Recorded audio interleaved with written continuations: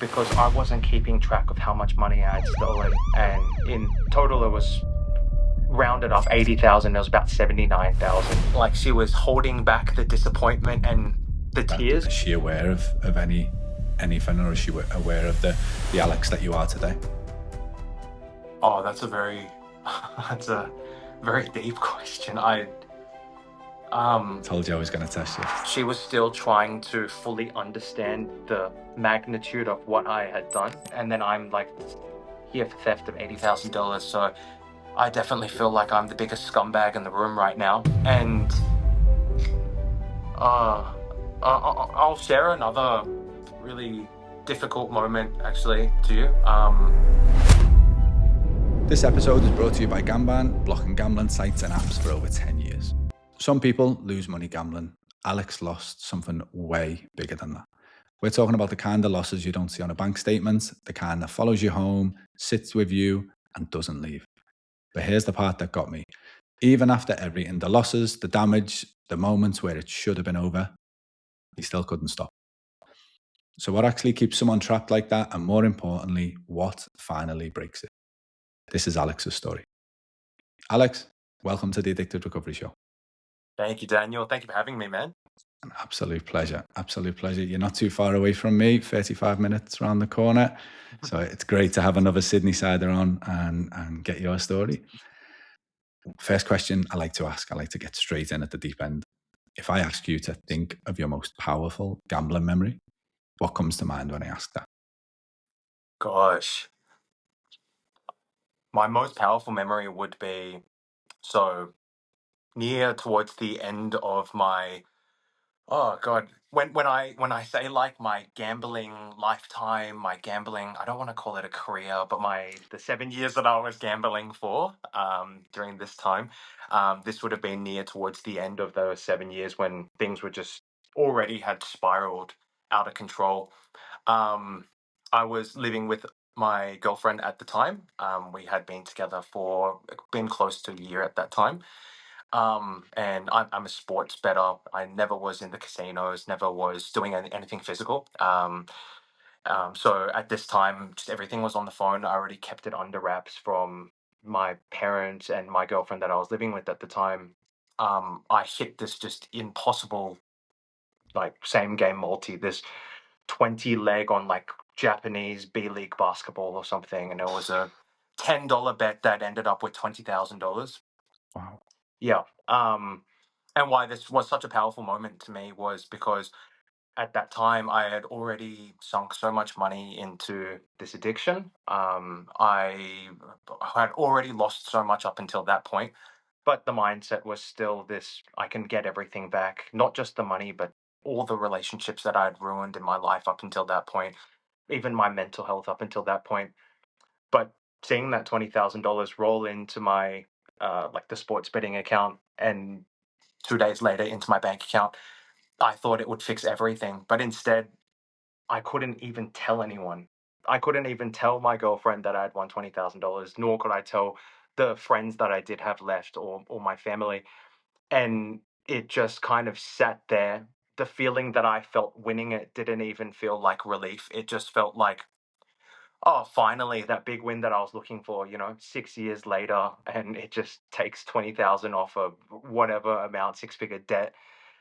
And then I proceed to just gamble it away slowly through the next few weeks, just looking at this money like it meant nothing to me. So I guess why that moment feels so powerful to me, because in that actual moment as it was happening, it was like numb. It was just like, oh, cool, like this 20,000 credit that's sitting in a bank account. It looks like monopoly money, it looks like just fake money. And when I think about it now, I would kill to have $20,000. The things that I would do with $20,000 now. So yeah, I would say that's probably the one that sticks out to me most.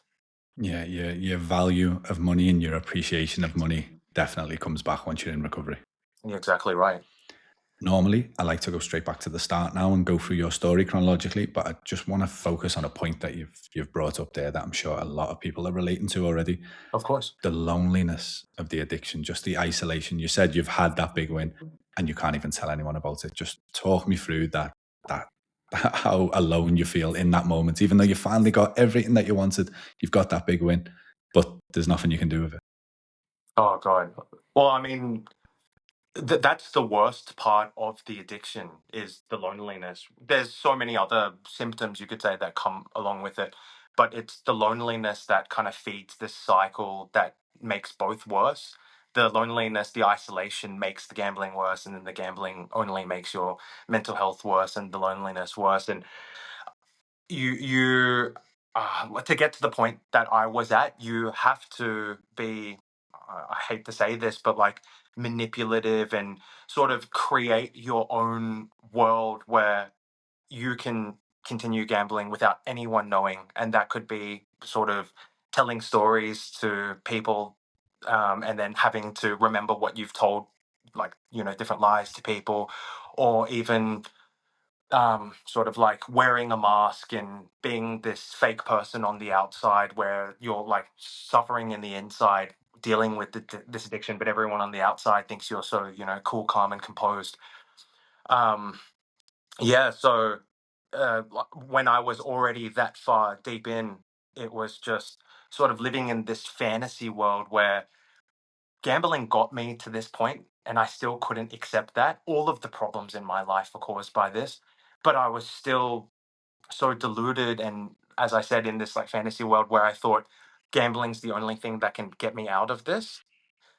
um yeah, so I knew that this was irrational, but at the same time I couldn't put myself to accept that.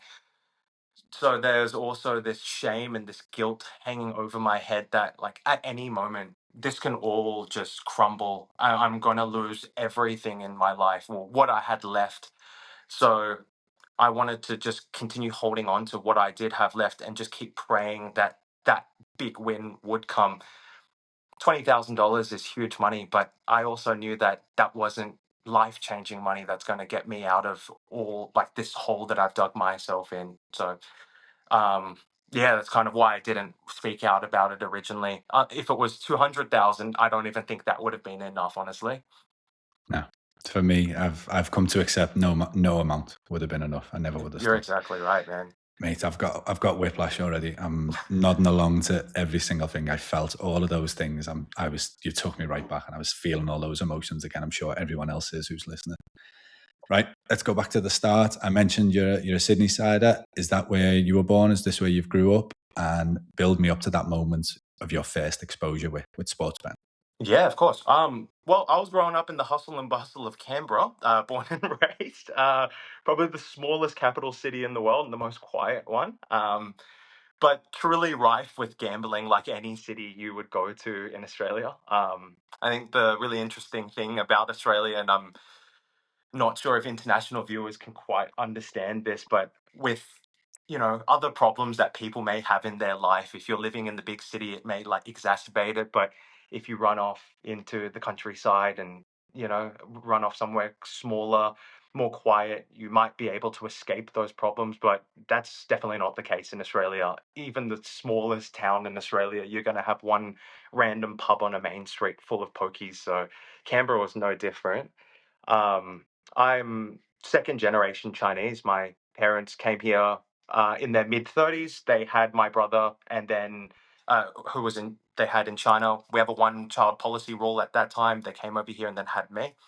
Um, I mentioned that because I grew up in this sort of world where it was the people around me were pretty much all Australian, and then I would be going to school, hanging out with the Aussie kids, and then going back home and speaking Chinese and living this really like under a really sort of traditional Chinese household.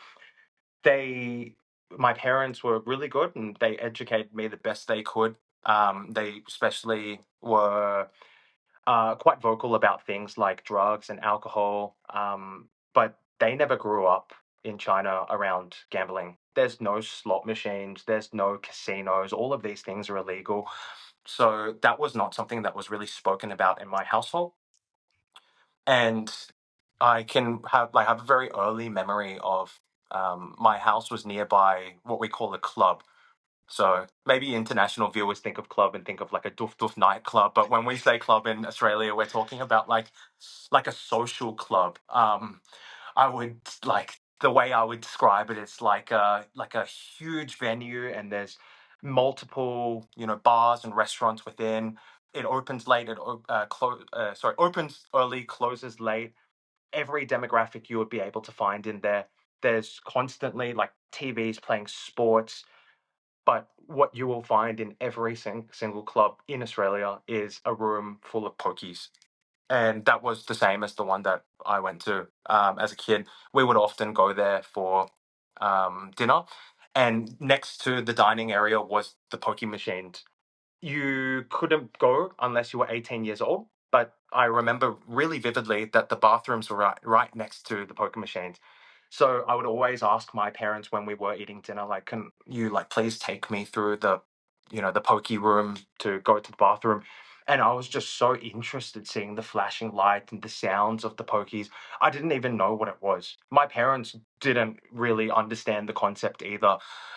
Still to this day, I don't know how to say the word poker machines in Chinese. I just remember flashing lights and, loud sounds, right?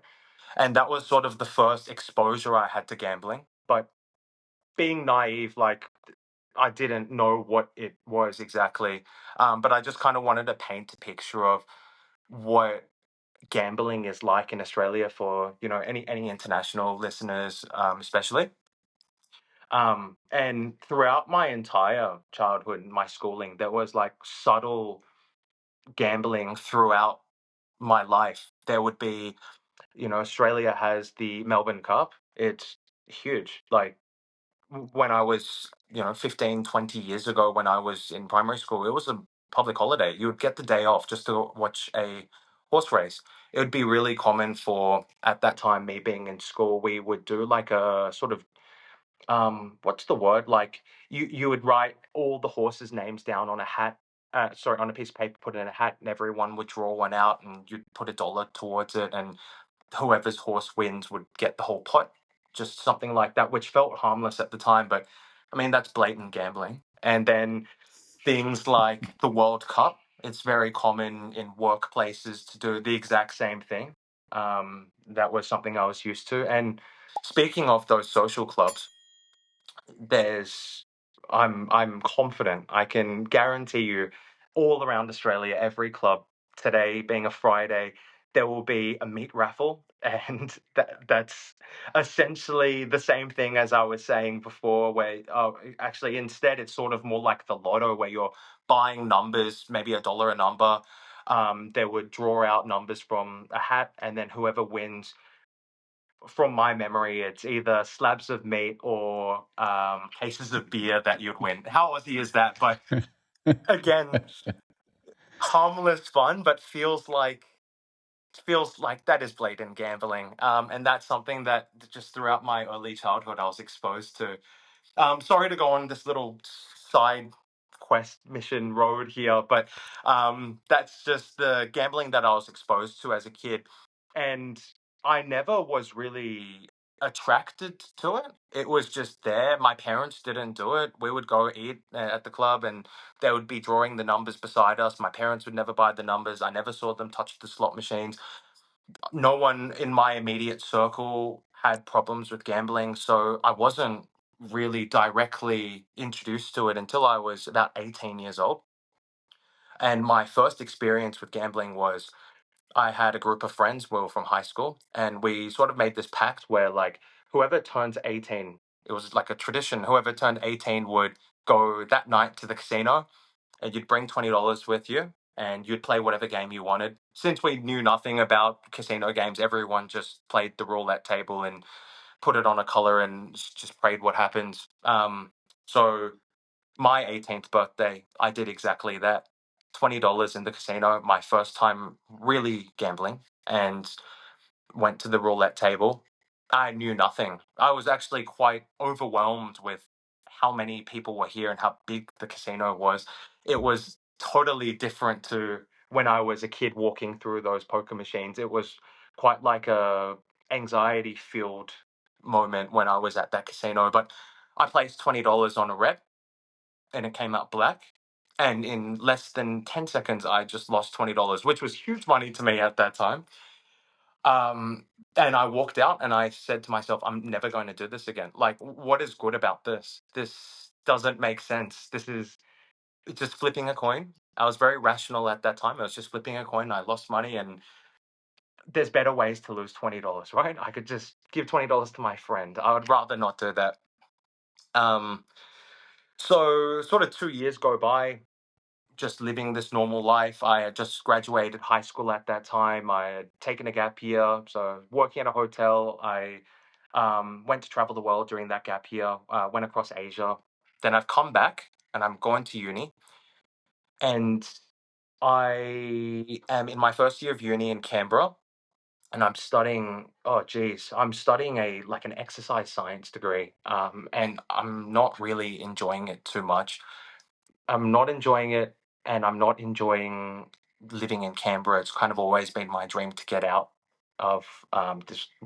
How I see it as like a kind of country town, like a small town.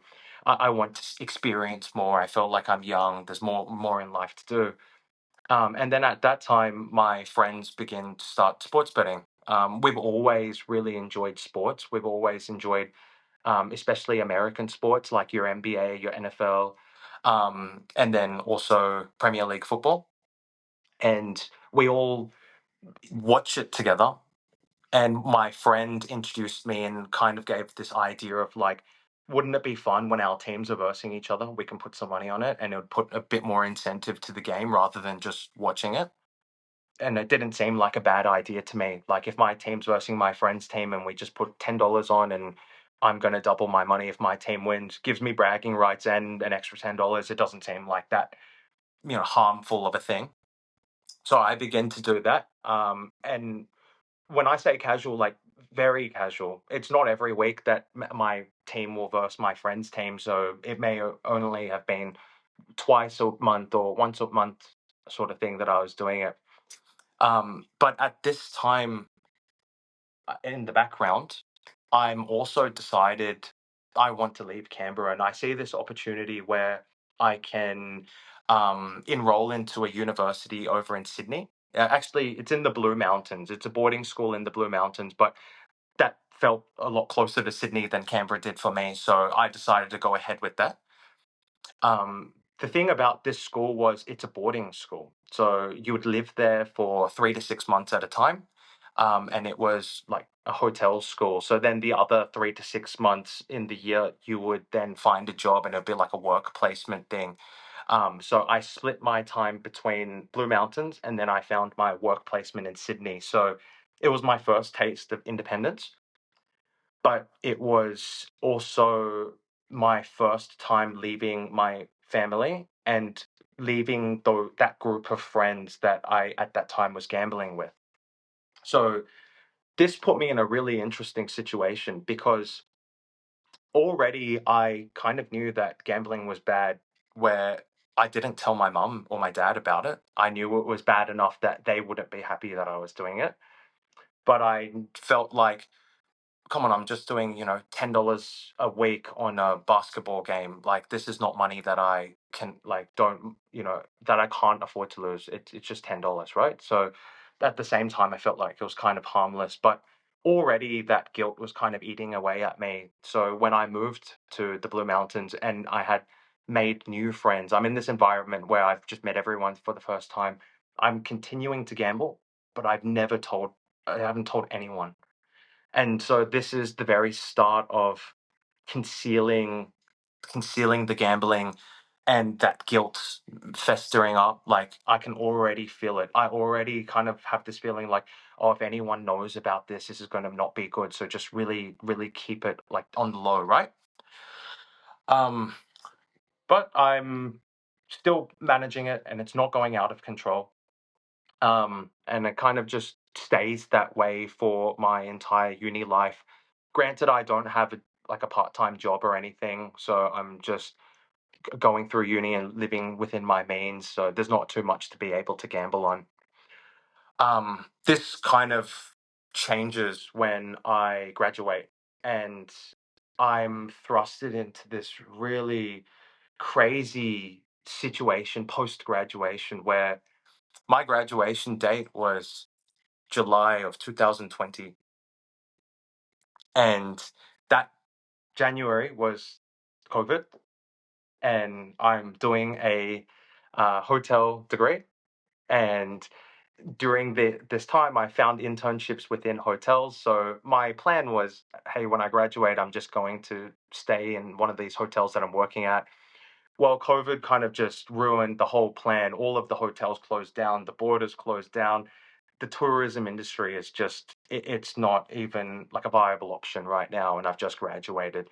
So I'm just scrambling for an idea. What should I do? And I'm really fortunate enough that I came across this opportunity in a tech job, and completely different to the degree that I studied, completely different to hospitality.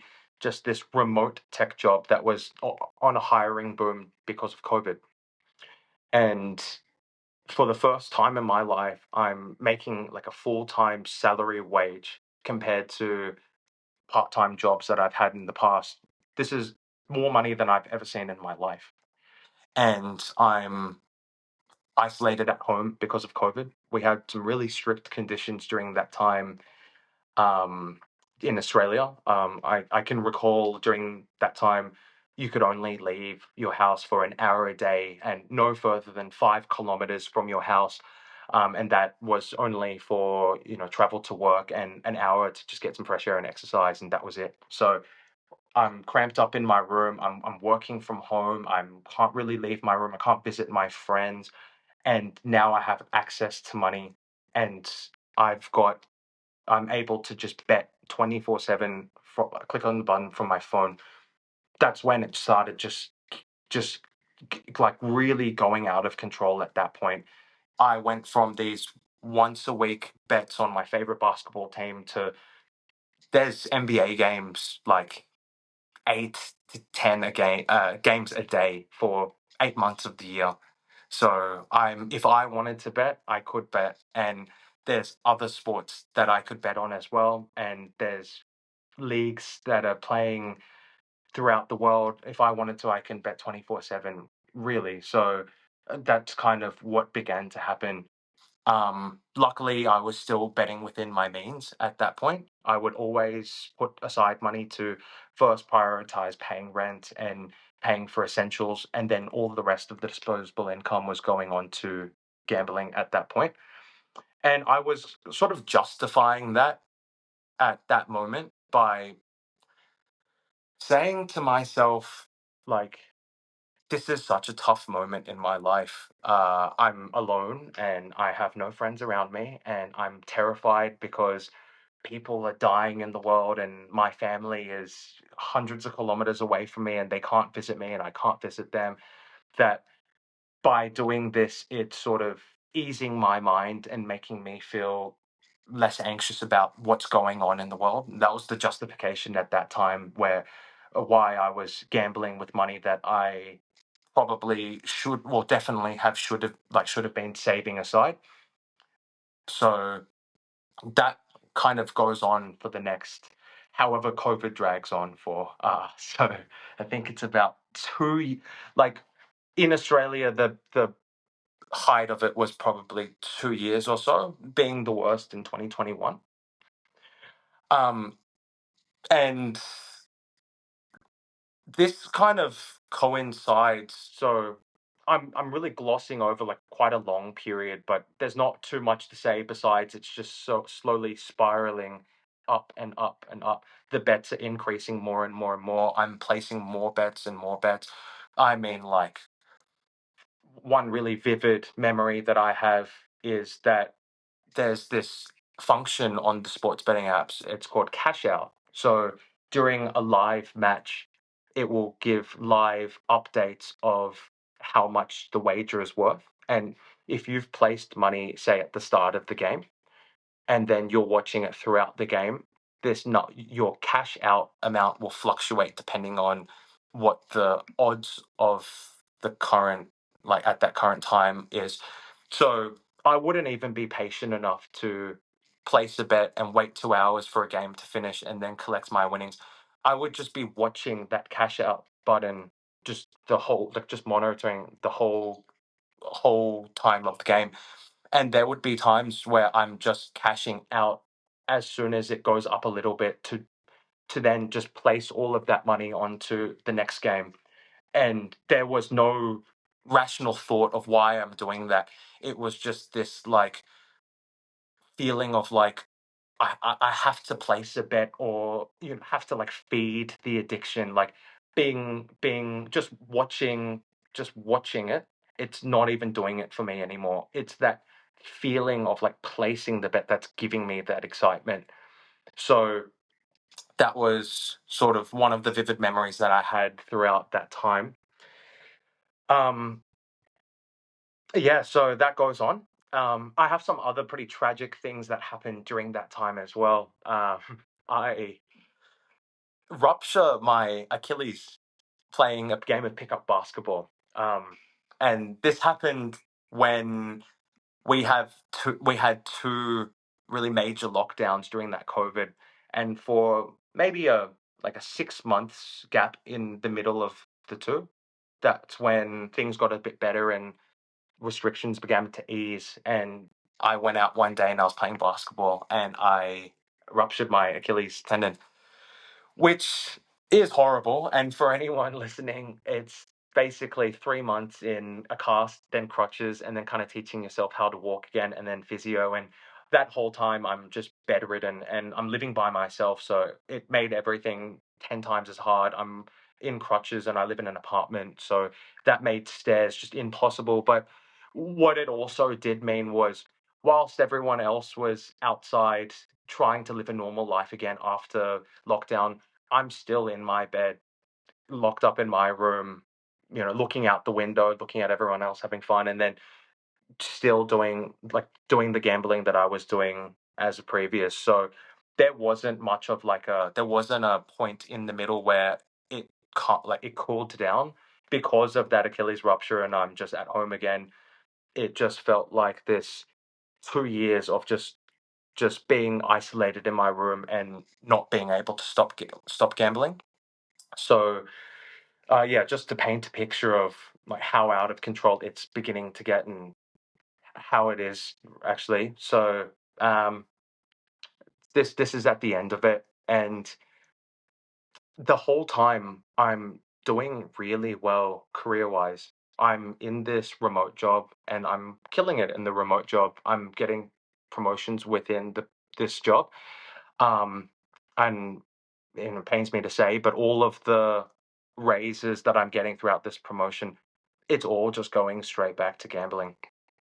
And I'm at this point where I'm 3 years into full time work, and I think I've moved 3 jobs.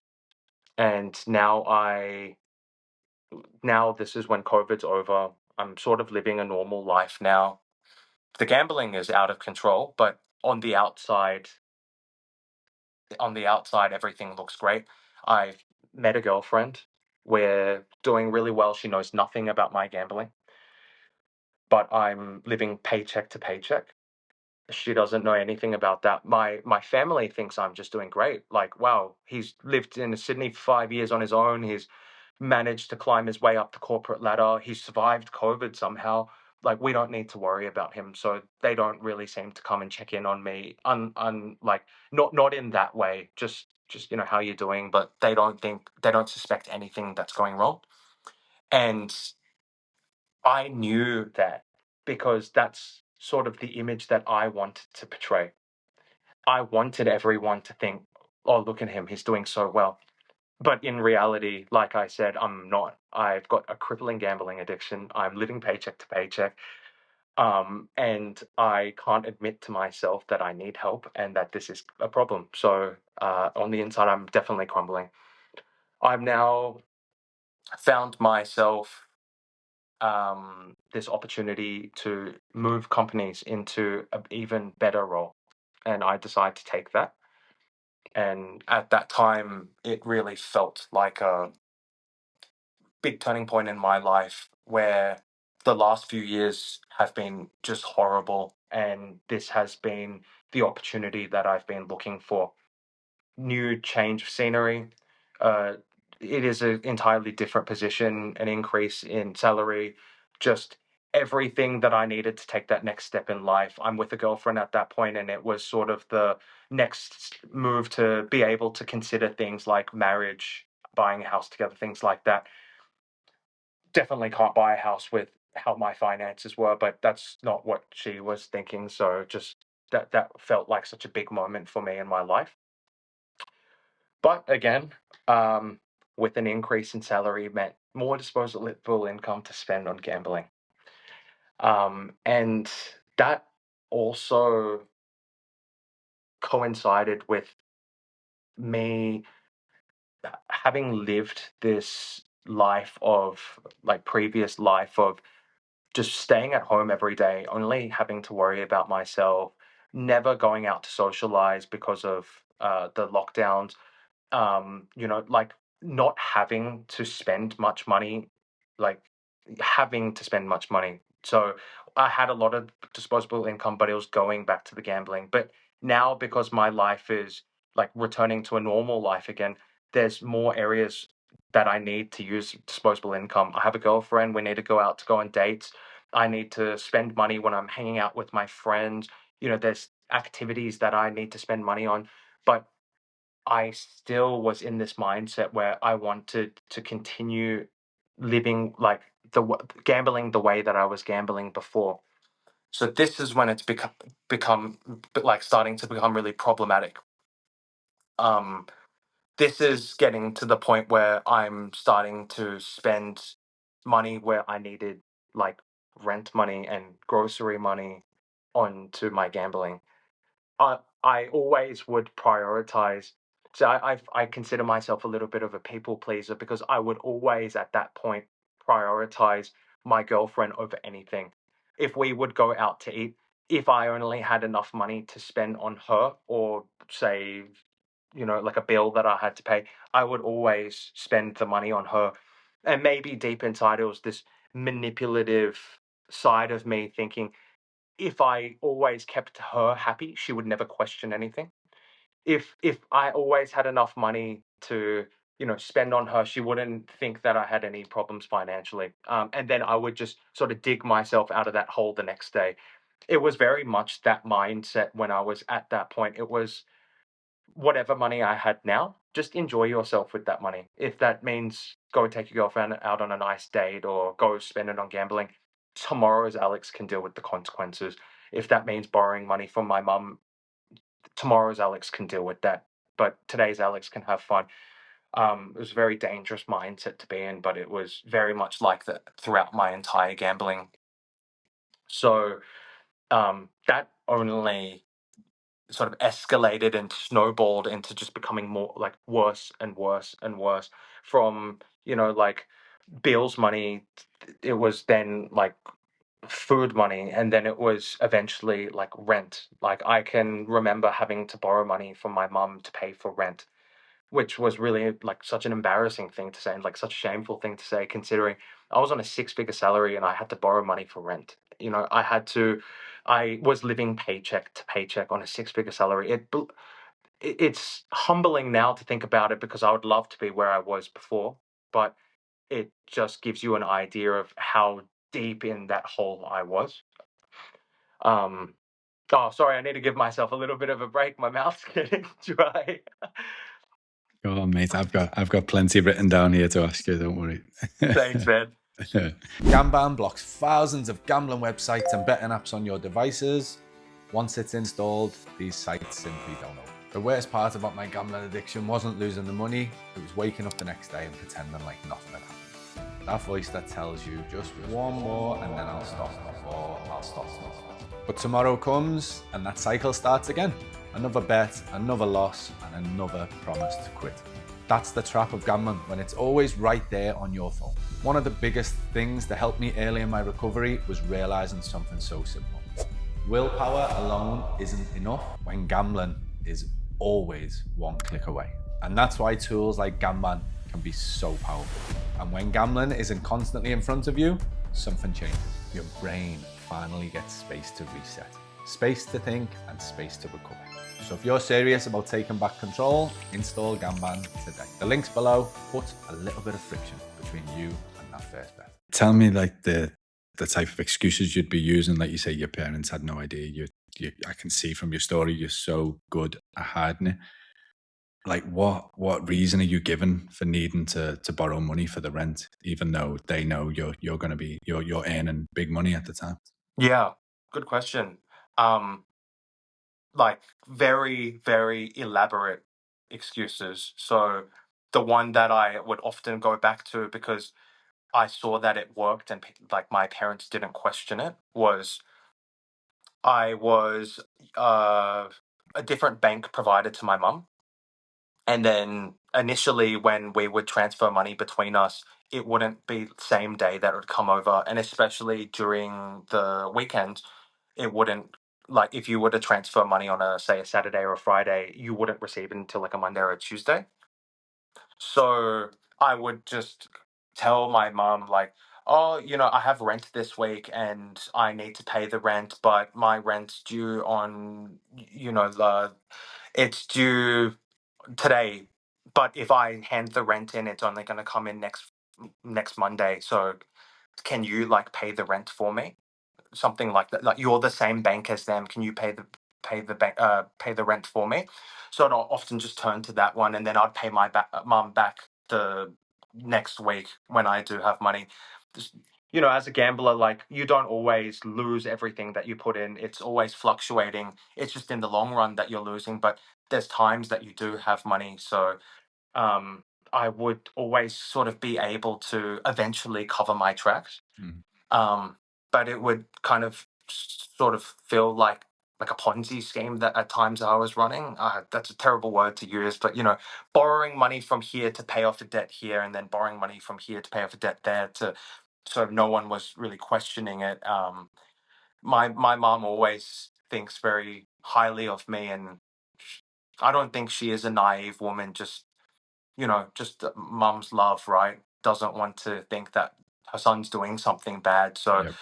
yeah, um, it's hard for me to say, but it's very easy to manipulate someone that really loves you. So if it ever came down to it, and I desperately needed the money, and say it was a weekday and I couldn't pull that, the bank transfer thing, the 2 business day thing, then I would just come up with something really horrible, like a unexplained bill that needed to be paid. And she generally wouldn't question that.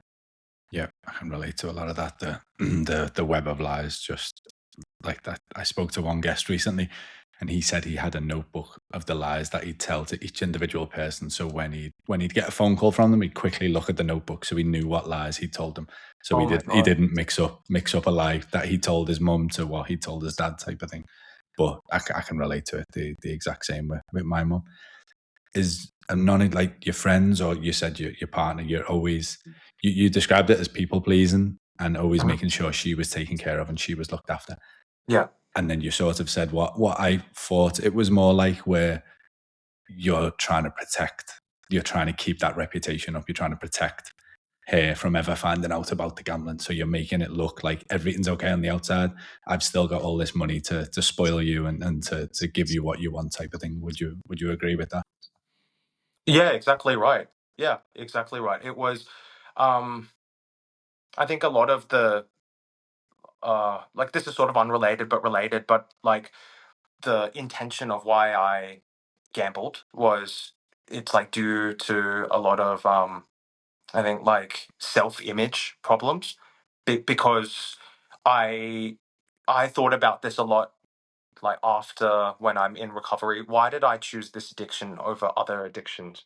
I believed that I had this addictive personality, but that's not really true. I've come across things that other people would be addicted to, but I never touched it. But gambling was the one that I touched because in my mind, I truly believed that this is something that, if I win big, it can make me like a totally different person. I believed that like being taught at a young age, sort of from family influence and cultural influence, that money is what determines success. So I believed that if I won big, I would be successful in everyone's eyes and everyone would see me as like such a good person.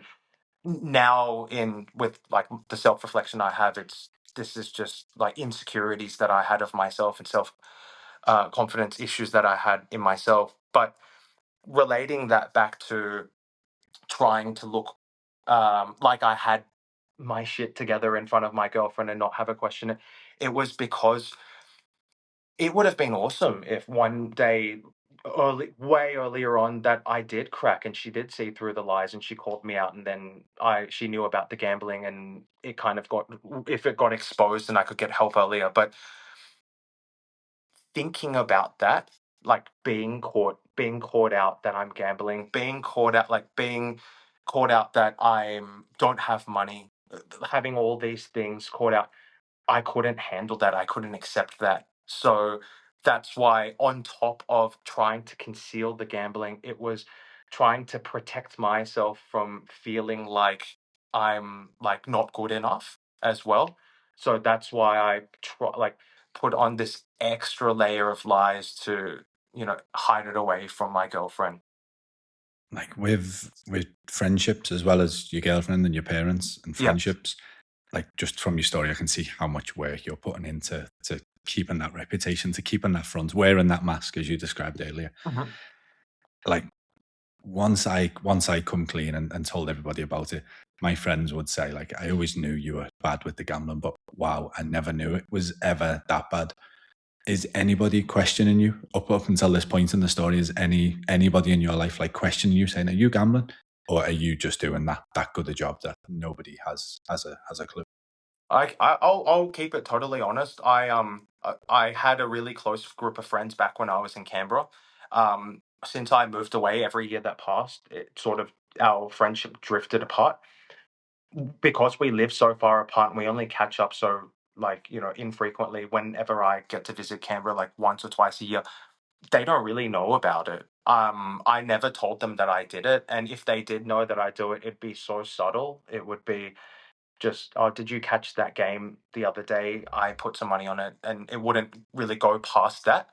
So they didn't have an inkling of like I was out of control. And by the time it was getting out of control, I made up my mind that there would be times where friends would ask me to hang out and I didn't have money. And I couldn't tell them like, "Oh, I gambled away all my money, so I can't hang out with you." So I would just come up with a different excuse to not be able to hang out with them.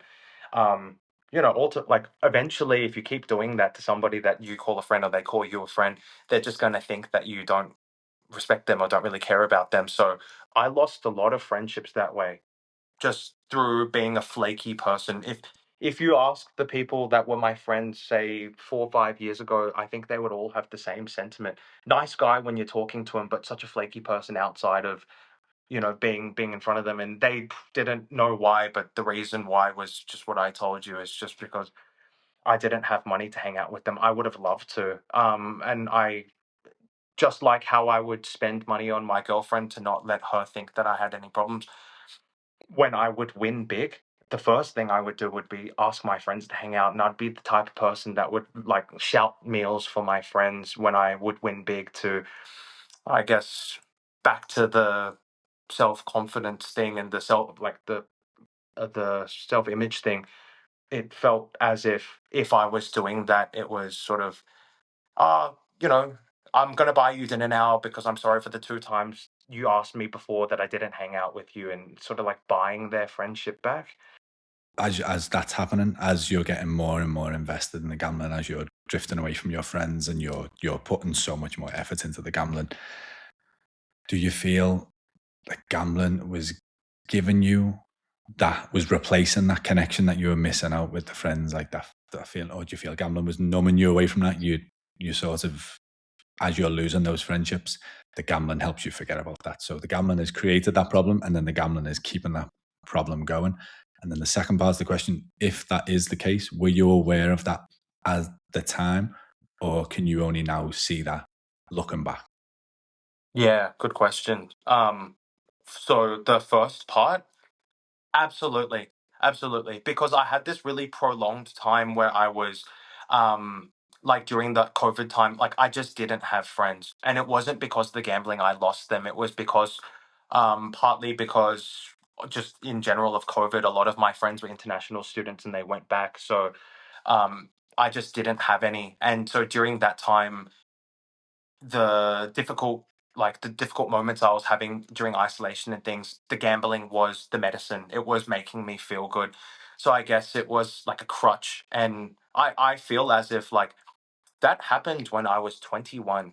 So it was like a very formative time in my life when I was put through this prolonged time of isolation. I feel like it really stunted and affected like a lot of the development that I should have been having during that time. um Part of it being like speaking out about feelings that, feeling uncomfortable, feeling sad, feeling, I was definitely depressed at that time, but I didn't go to see anyone. But I just thought that like I if I bottle it in it'll be okay, but instead bottling it in just made me turn to gambling to numb the pain. um, so by the time that I came out and I'm like in my mid 20s, I didn't develop that skill of being able to speak out about problems. So I just continued to use gambling as this crutch, and it's obviously affecting future friendships because I feel as if people my age already had developed that skill, but I haven't. So any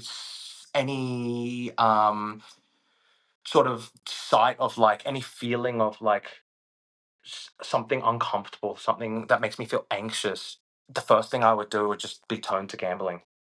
And I'll talk about my recovery later on, but I do have to say, like, I'm gamble free for 2 years now, and I'm like I'm 29, nearly 30, and it's still something that I'm learning to do, being able to speak out about my feelings. I'm thankful that I don't even really think about gambling anymore, and I definitely wouldn't think about it to use to make myself feel better. But yeah, like it's something that I'm still at this age figuring out like, oh my God, there's other parts of me that may be more refined and more mature, but speaking out about my feelings and understanding my feelings is something that it's really raw and it needs a lot of work. Sorry to get sidetracked a little bit there. And the second part to your question, could you remind me, Dan? Stop apologizing, first of all.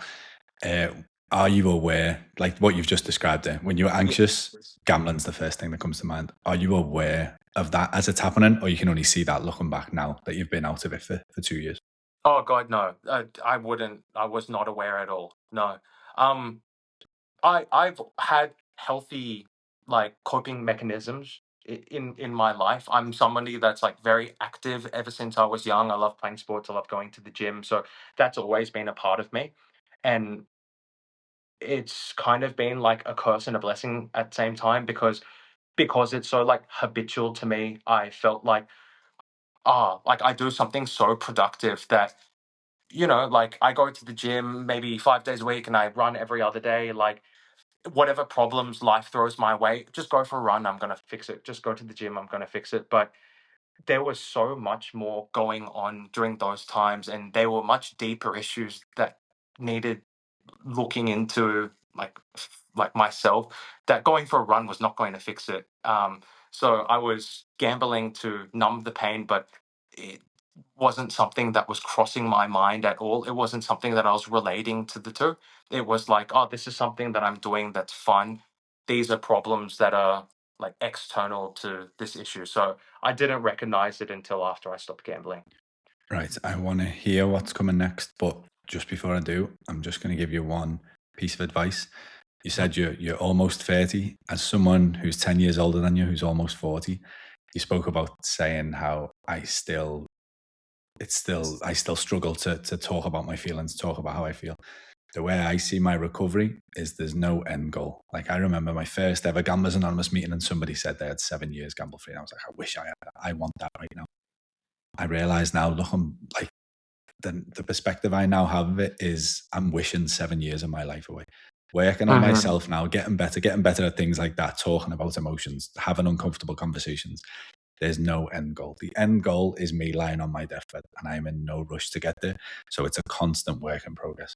So don't set yourself a deadline and be like, right, in 2 years, I need to be better at this. I need to be perfect. Better, sorry, is the right word. I need to have this perfected is the wrong way of looking at it. If I can get a little bit better each week, month, year, that's all it needs to be. Slow increments. And yeah, like I'm 7 years into recovery, I'm still learning all of that. But don't put that extra pressure on yourself. Don't put a deadline on yourself where I need to get this done now. It's a constant work in progress. Just try little increments if you can. But yeah, Thank you, man. keep me going on that story, man. Spitting the wisdom. I appreciate that, bro. It's what's the saying? It's about the journey, not the Not the end. destination. Oh, that's it. I didn't tell Alex to say that, but there's a little card up in the top corner right now. My video on that, destination addiction. It's called, people. If you've had gambling addiction, you've likely suffered from that. When we wrap up here, click that video and you'll hear all about it. Awesome, man. You want me to keep going with the story? Please, do you need a glass of water before we continue? No, You it's all said your good. mouth's dead dry. No, I'm just. This is probably the juicy part. So, I love it. Go on, mate. all right, man. So, we're about 6 years deep at this time. I'm already borrowing money. Borrowing money. I'm using money from mum to pay off brother, to ask brother the next week to pay off mum. It's just crazy. I've lost a lot of friends up until this point. I don't really have much of a social life outside my girlfriend. And then somehow miraculously I'm keeping my image at work like really good. I'm really good worker, really hard worker. I don't think anyone at work thinks that I'm gambling or anything. I never talk about it in the office or anything like that. So in one aspect, I'm doing very well career wise. But socially I'm falling apart, and then mentally I'm probably 1% off broken, right? I'm just in like this, just six years of guilt and shame that's manifested to this point. My moral compass is just completely out the window. If you asked me 6 years ago, I would never have borrowed money from my mum to gamble, right? And I'm doing that at this age, and I think it's completely okay. So, moral compass is just completely out the window. I make this choice, um, well, kind of a choice and kind of a mutual thing, where I decided to break up with my girlfriend at that time. Um, we had been going through some problems, and it was largely because of my gambling. There was a time where I gambled away my rent money. We would split the rent. I gambled away my rent money, and I thought, I've asked my mum recently too much for to borrow money, that it would kind of raise alarm bells if I asked this time. Especially, it was such a large amount of money as well. So I panicked, and I can remember so clearly this day. Oh, it's like horrible, man. I was traveling for work, um, within Sydney, and I happened to be around where my girlfriend was at that time. So I said to her, like, you know what, like, well, can we meet up and then go home together? You're just nearby, and then we're going to take an Uber back together.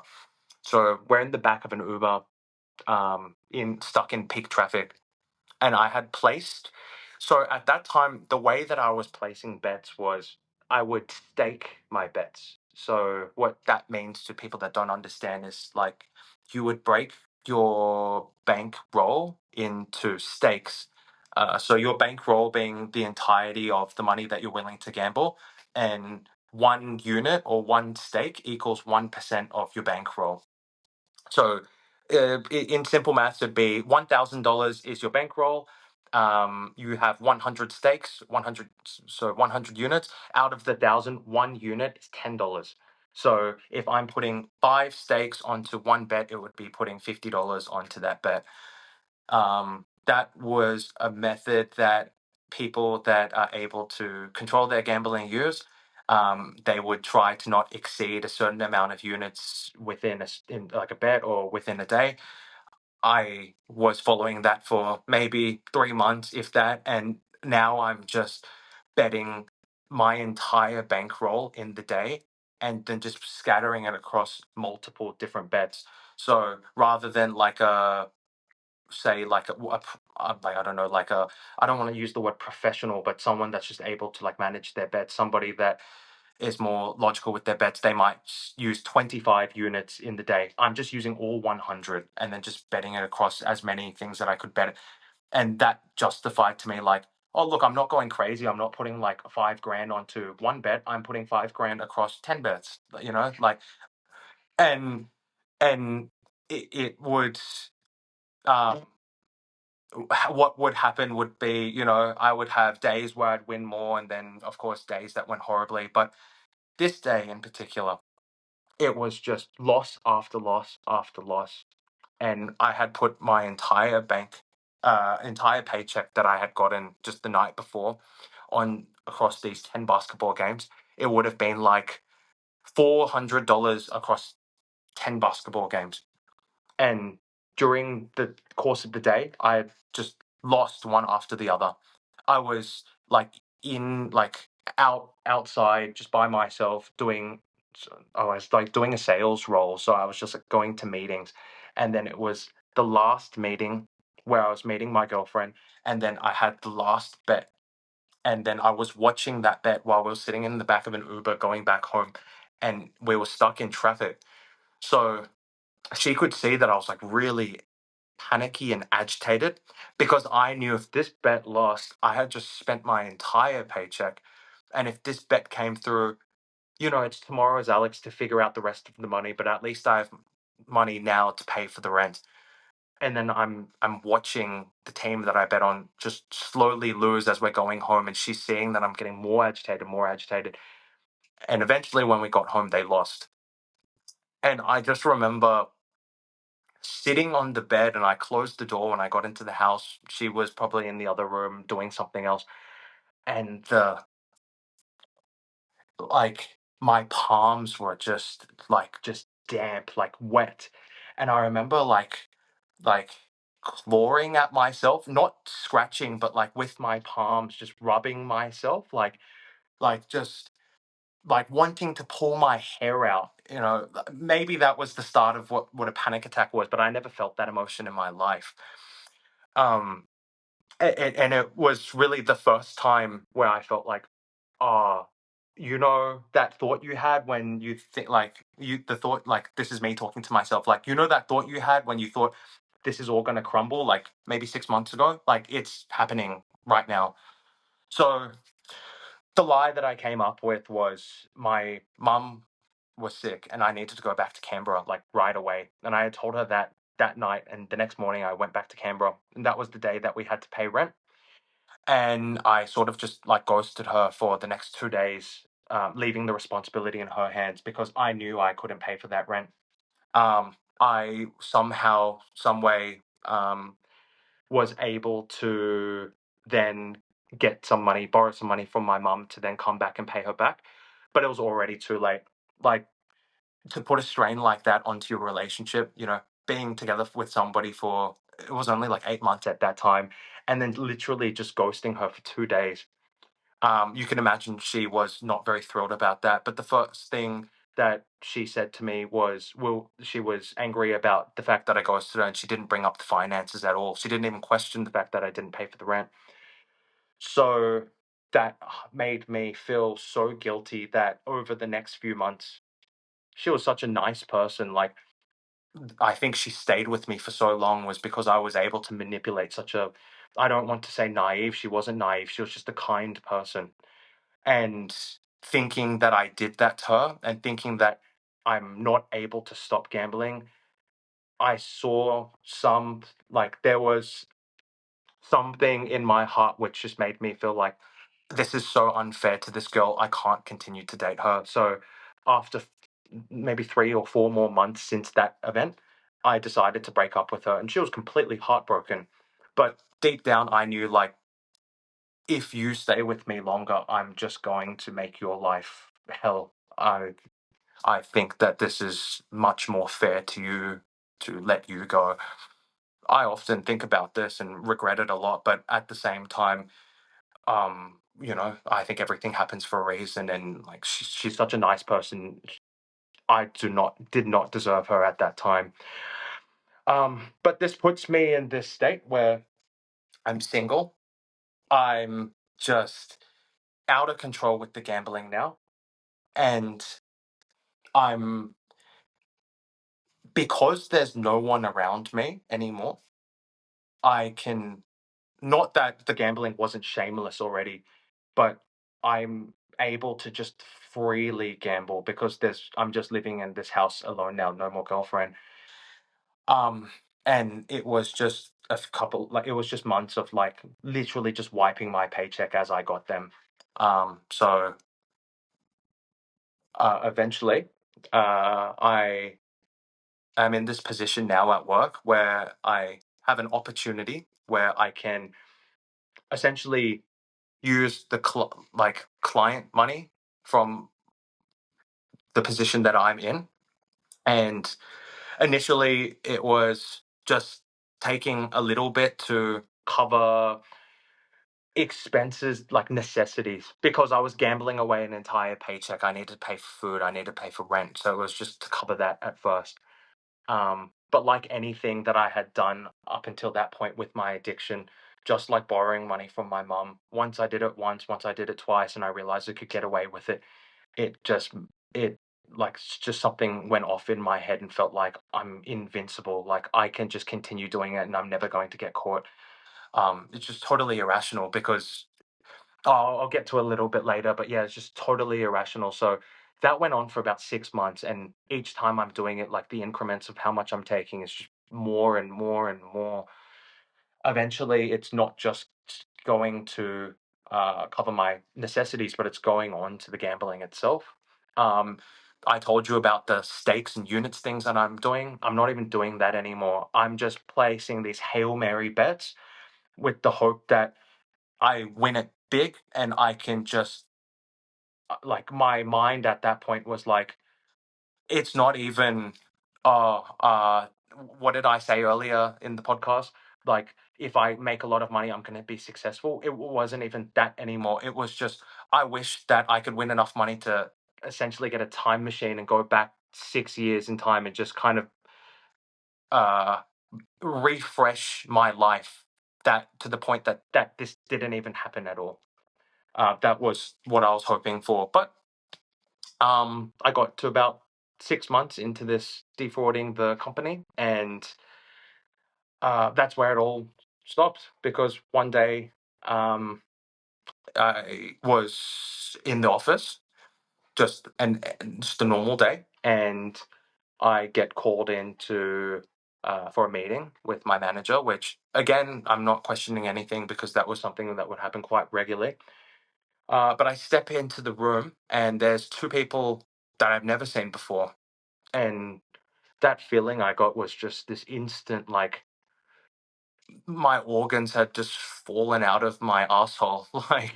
Like, like when you're on a roller coaster and you just drop, like just the worst feeling in your life. I knew exactly what this was for. Um, Everything kind of went by so fast and was a blur. I just remember there, like sitting there, looking into my lap, not even being able to look at them, and just nodding along to everything that they said. But I was suspended. An internal investigation was made, and I was sent home. Um, Kind of like the movies, actually, marched out, like escorted out of the office building. It was really, really embarrassing. But that moment was a guess really defining moment in my life because it was the day that I had to come out to my parents. So that happened first thing in the morning.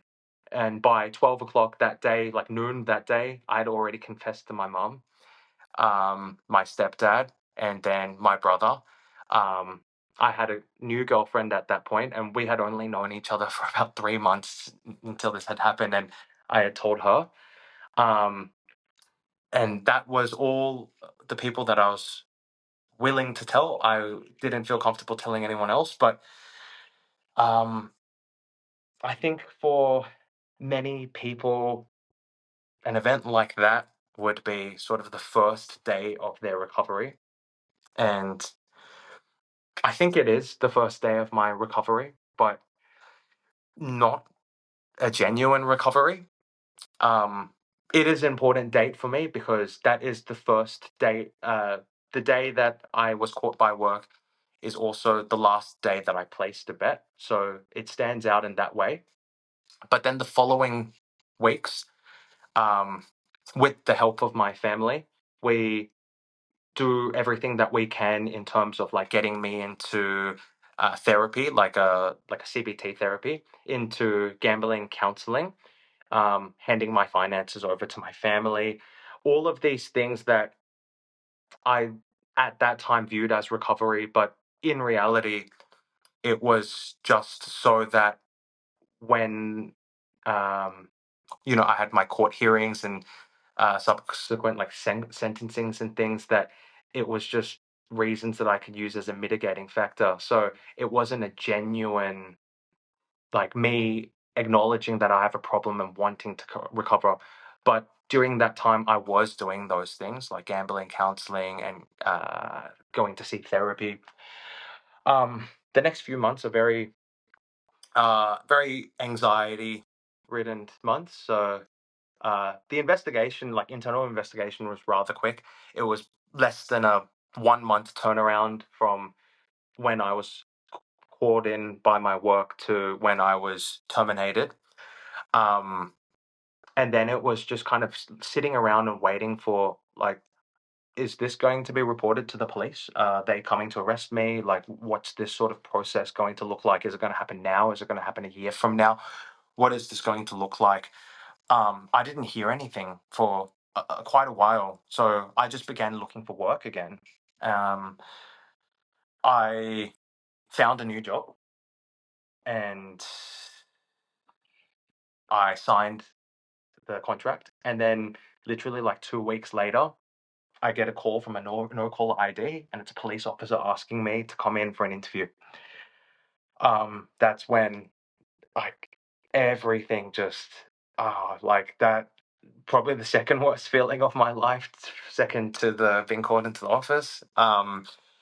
This was in Sydney, and my parents were in Canberra, and I asked them to like come and support me because I was terrified. And we all went in together that morning, and I was arrested and then held in custody. Um, it was a lot better than I thought, though. I wasn't handcuffed at all. I wasn't like thrown to the ground or anything. It was like pretty civil. Um, all the questions that they asked me, there was nothing to like deny. They were had enough evidence that it was just like pretty clear what I did, and I was very cooperative with my workplace, um, with giving them the evidence that I had. Like I also just confessed to them as well. So the police matter was quite quick. It was like about 2 hours in and out of the police station.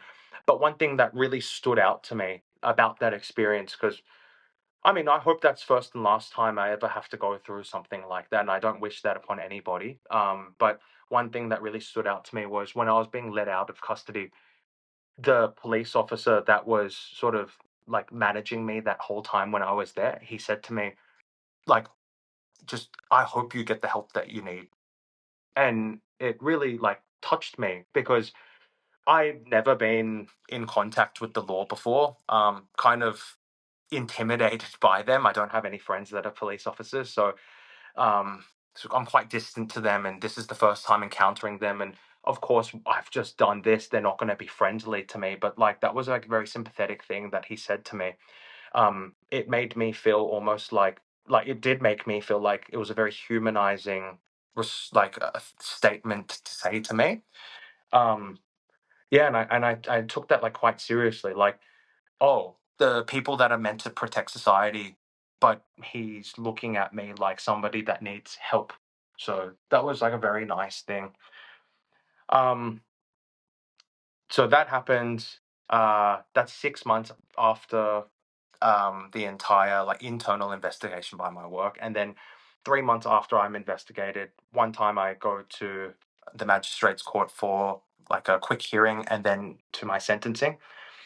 I'm very, very lucky that I had actually stopped stealing money 3 months prior to when I was caught, and that was when I met this new girlfriend at the time, and that she gave me sort of this hope that, oh, actually my life's not bad and it's pretty good, and she like brought me out of this really depressive time in my life, and having someone like supportive and loving around me gave me the motivation like not to do it anymore, which was really, really good because I wasn't keeping track of how much money I had stolen. And in total, it was rounded up 80,000. It was about 79,000. And for those that don't know, there is guidelines with sentencing, and under $100,000 of theft is dealt with in the local court, and anything over will be dealt in like I forgot the middle court name, but then anything higher, like a Supreme Court. And the difference being, the sentencing guidelines will be much higher. So thank God it was under $100,000, and I went through all of these challenges trying to, get a lawyer. I've never done that in my life, nor have my family. So we didn't even know what we were looking for. And then during that time, the lawyer asking me to do this and do this, like get reports from here and reports from here. I had no idea what I was doing, but he was saying everything, all the work that you're putting in is going to help with the mitigation. Again, I'm just like sort of scared at this point and just doing things because I'm being told to do things and not genuinely because I want to do things, just in this fear of like, oh my God, maybe I'm going to go to jail, so I'm just going to do it, right? Um, so I'm going to therapy, going to the gambling counseling, but in the end, on the day of my sentencing, I'm there with mum, dad, and we're in the local court. It's definitely good that I'm there, but it's like very embarrassing because there's like all these other matters that are happening with me. So I'm sitting next to someone that was like speeding, right? And then I'm like here for theft of $80,000. So I definitely feel like I'm the biggest scumbag in the room right now. But thankfully, because of a clean record, because of the work that I had been putting in to rehabilitate myself, even though it was a short time, I had been putting in a lot of work. And the judge thought I had good prospects of not reoffending, that they would just give me a non-custodial sentence. Well, yeah, non-custodial sentence. So an 8-month ICO. So essentially, that's like a 1 foot in the door, 1 foot out the door jail sentence. If I do anything wrong, I will be in jail. But if I don't, I will be able to serve it in the community. I got some community service as well, 75 hours. And conditioned, and the condition being continuing to see therapy and to finish a gambling counseling course, which I did immediately after the sentencing. Um, what then happened was I was working in this new job during that time, and I did not tell them anything about what was going on. They found out soon after. The story was like somewhat big and it made its way into the media, and I don't know how they found out, but just like a month after the sentencing I was called in and dismissed. And I wish I could tell you that my next few months afterwards were good in terms of recovery and rebuild, but they were possibly the hardest times of this. So it's like long story that I'm telling you right now.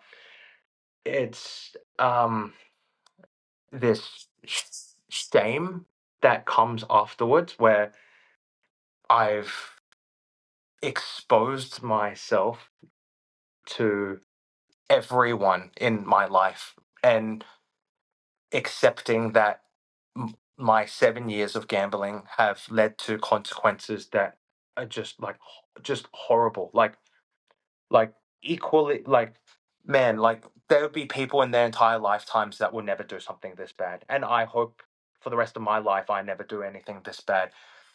And it's not just affected my life, but it's affected people around me. I often think, yeah, it's like so shameful if I meet someone like walking down the street and they see me as that guy that stole from work to gamble. That's embarrassing. But what if somebody looks at my mom and thinks, wow, like what a terrible mother for raising a child like that. And all of that kind of just hit me Like, I can't believe I've done this to people that love me and support me. And rather than doing what I should have done, which is man up and take ownership of what I've done, I just hid away. I thought, if less people know about it, I'm going to be okay.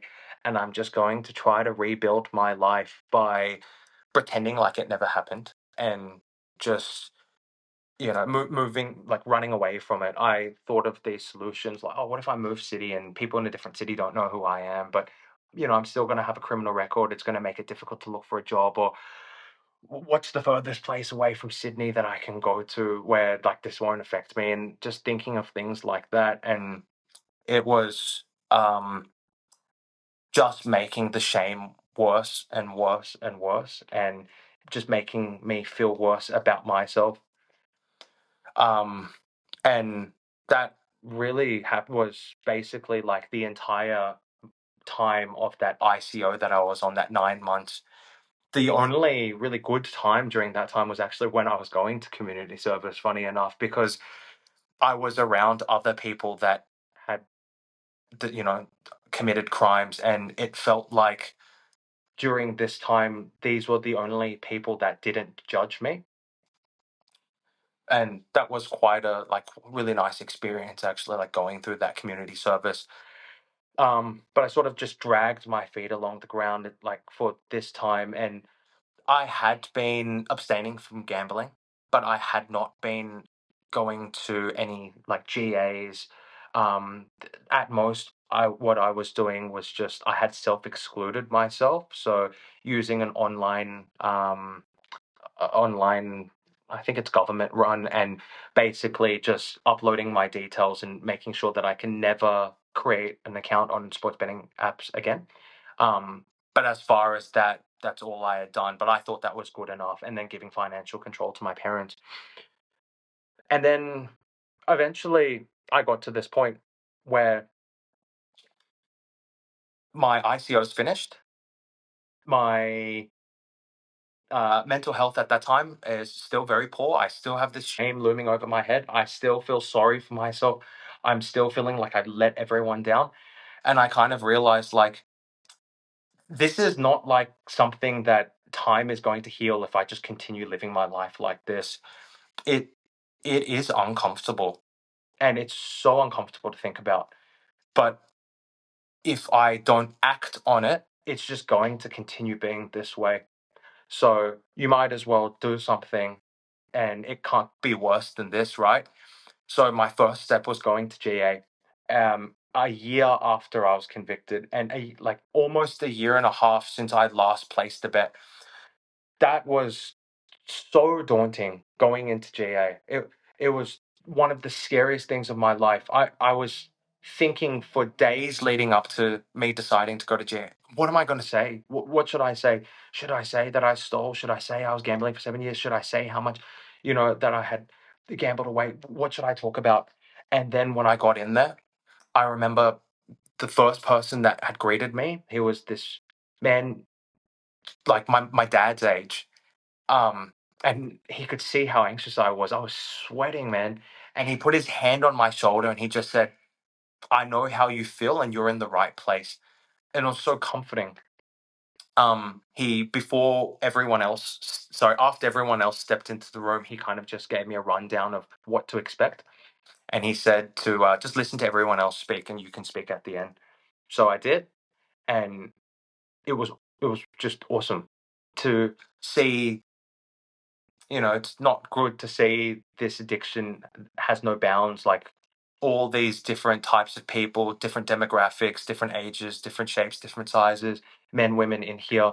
It's not good to see that, but it's good to feel this connection and to like be able to speak freely without being judged. Seeing everyone has different experiences, and then when it got to my turn, I just flow state, man. Just said everything that I thought I couldn't say out loud, and I just got it all out there. And once I did, it felt like the most, what's the word I'm looking for? I don't know, liberating, is that the word? It just felt like this huge relief off my chest. Like this stress and this burden and this shame that I've been holding in for all this time, and I finally just let it go. The overthinking that I had made, thought to myself like people are going to think that I'm such a bad guy. I think I'm going to such like a scumbag. All of these thoughts. No one felt that way. It was just only sympathy and empathy and just kindness that I received back from the GA group, and it really just lit up like a spark, like a light bulb moment. And I realized recovery isn't about running away and hiding. Recovery is about, firstly, connection. It's about meeting like minded people, people that, it's a very lonely addiction, this one.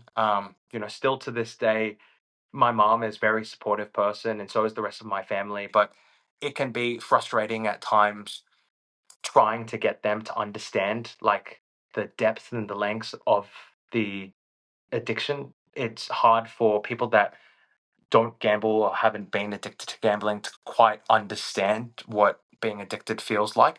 So, for the first time in my life, being around people that understood me was huge to my recovery. It made me feel like I can just speak freely about whatever I want and no one's going to judge me. Um, so then after that meeting, it was continuing to go regularly every month after that. And my entire mindset had then changed. And I felt like I want to get my story out to the world by, because not only is it going to help me with my own recovery, help clear the shame away from me, take away the power that it has over me, but also like yourself, like I want to be able to use this negative experience and then turn it into something positive. Speak to my mum almost every day. She's been somebody that's been really supportive of me, like just throughout. She never lost faith in me. And when I was telling her after my first GA meeting, I was so giddy. I was so excited. She saw such a different change, and she said to me, she was like, "Don't let the worst thing in your life define you. It's what you do after that will define you." And that really stuck with me. And I like think when times now get hard, that's what I'm thinking about. And when I come onto a platform like yours, and I really appreciate you for the platform, but of course there's this anxiety that I have. I'm speaking out publicly. There may be people that I don't want seeing this. There may be people that have a negative reaction towards what I'm saying. That's okay. That's just part of it. I'm just going to deal with that because if I just touch one person, I can help one person, that's enough for me. And I would rather be defined by that than just to be defined by whatever the media said about me or the newspaper said about me. And, something that I did 2 years ago, I don't want that to shape the rest of my life. I now have the choice. Do I continue just living the life I was living before and, either head down another path of a bad vice or addiction or just end up gambling again? Or do I completely 180 it and just go the other direction and do things that make me feel uncomfortable, but in the end will be beneficial to me? And, like I will be on this path, living the path of a good person's life. That's what I'd rather do. And that's what I've chosen now. So, um, along with the GA, I just went on this like massive crusade, man. I just like outreach to all these different sort of gambling advocates and people that are fighting for gambling reform and just seeing if there was any way that I can use my lived experience to help. And that's why I've like reached out to people like yourself, and through this journey I found out that yeah, it's a massive problem. Like just doing the research about gambling, like it's such a terrifying thing. It's one of those things that I can confidently say it's one of those things that like how let's let's be conservative and say like 60 years ago, um, smoking, everyone smoked and it wasn't a bad thing. You could smoke on an airplane, you could smoke in a restaurant, you could smoke in in your car with your kids. Um, there was doctors smoking while they would examine you in the office, right? And now we realize the impacts of smoking, and we're putting so much measures to stop it. I think 100 years from now, or maybe even 50 years from now, it's going to be the same with gambling. Um, so we all like everyone, and especially the young people, need to be like so conscious and hyper vigilant about you know the same experience that I felt when I was doing those meat raffles or those Melbourne Cup draws. Like, that may be subtle, but it's still exposing yourself to gambling at this young age, and we all do need to be conscious of it. Um, oh, sorry, I'm getting a little bit sidetracked here. So, um, that's basically like where I am up until this point now. And one thing I'm like really proud to share, actually, this is just something that's happened quite recently. You can imagine going back into work with a criminal record, especially a fraud one, has been quite difficult. But also on that front, I've put in a lot of time and effort. And I can tell you, man, finding a job has never been easy, but this has just made it like 100 times more hard.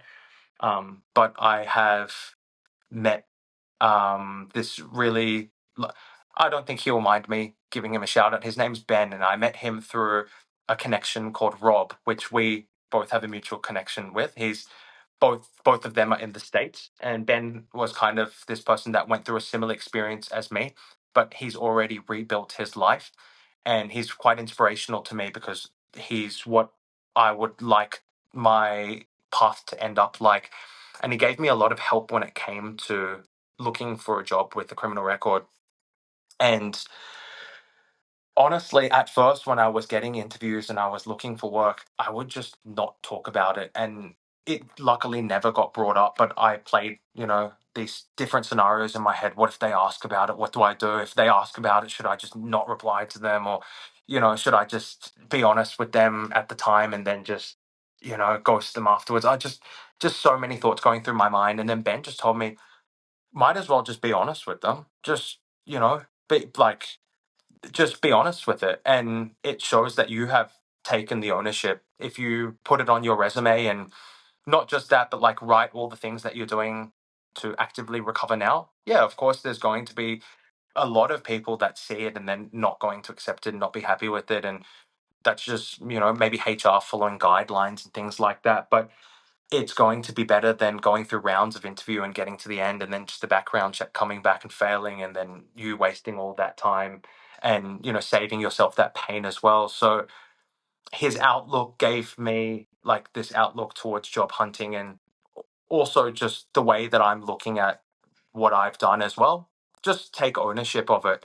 The more that ownership that I take of it, and the more honesty that I have towards it, it's not going to give me pain and like shame anymore. So, I'm very happy and blessed to have met such good people along the way through my journey in this like recovery, and all of their advice, including your own, has been so invaluable to my own recovery. So that's kind of where I am today.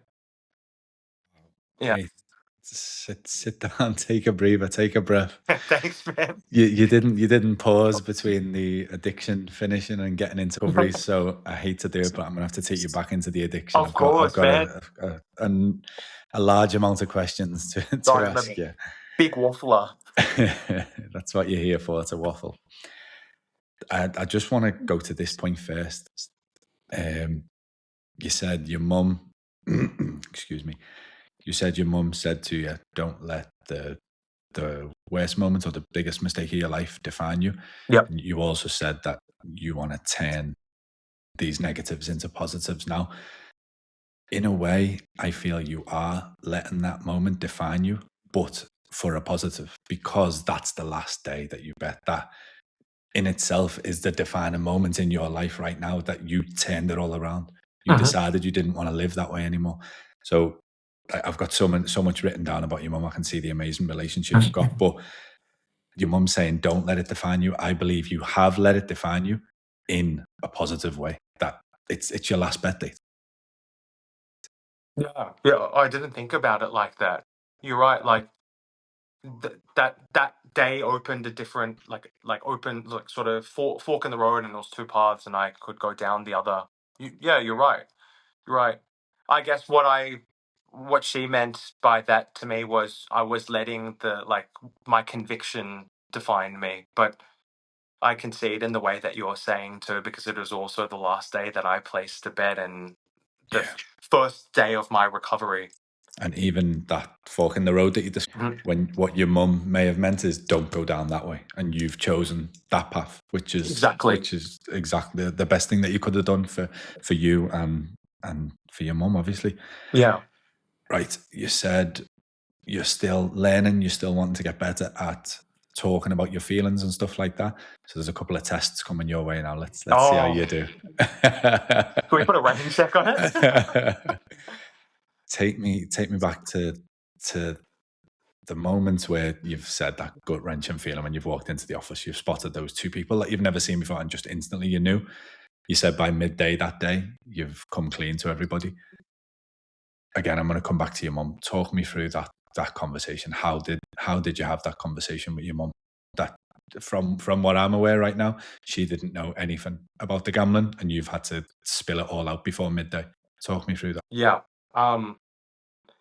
Well, unfortunately, it was over a phone call. I wish I could have done that in person. I think it just made it 10 times worse that it was over a phone call.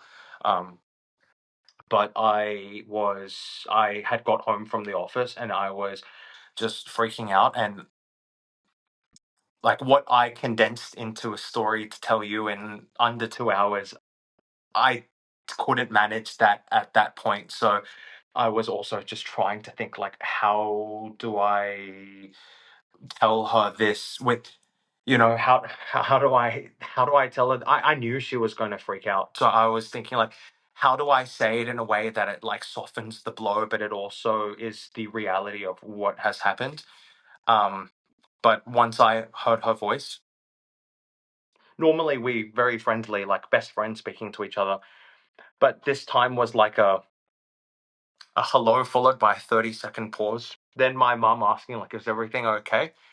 And then I kind of just bursted into tears while just skipping over everything and just getting to the point of it.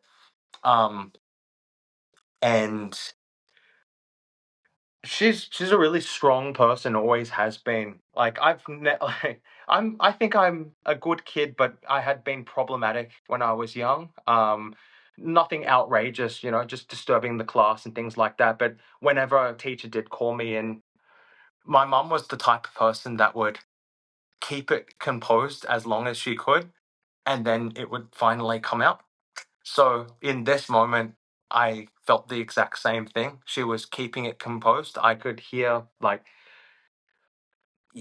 she was holding back the disappointment and the tears, but she knew that if she also cried and was disappointed at me in that moment, I would not be able to handle it. So I felt like she was keeping that composed and just letting me come out with it.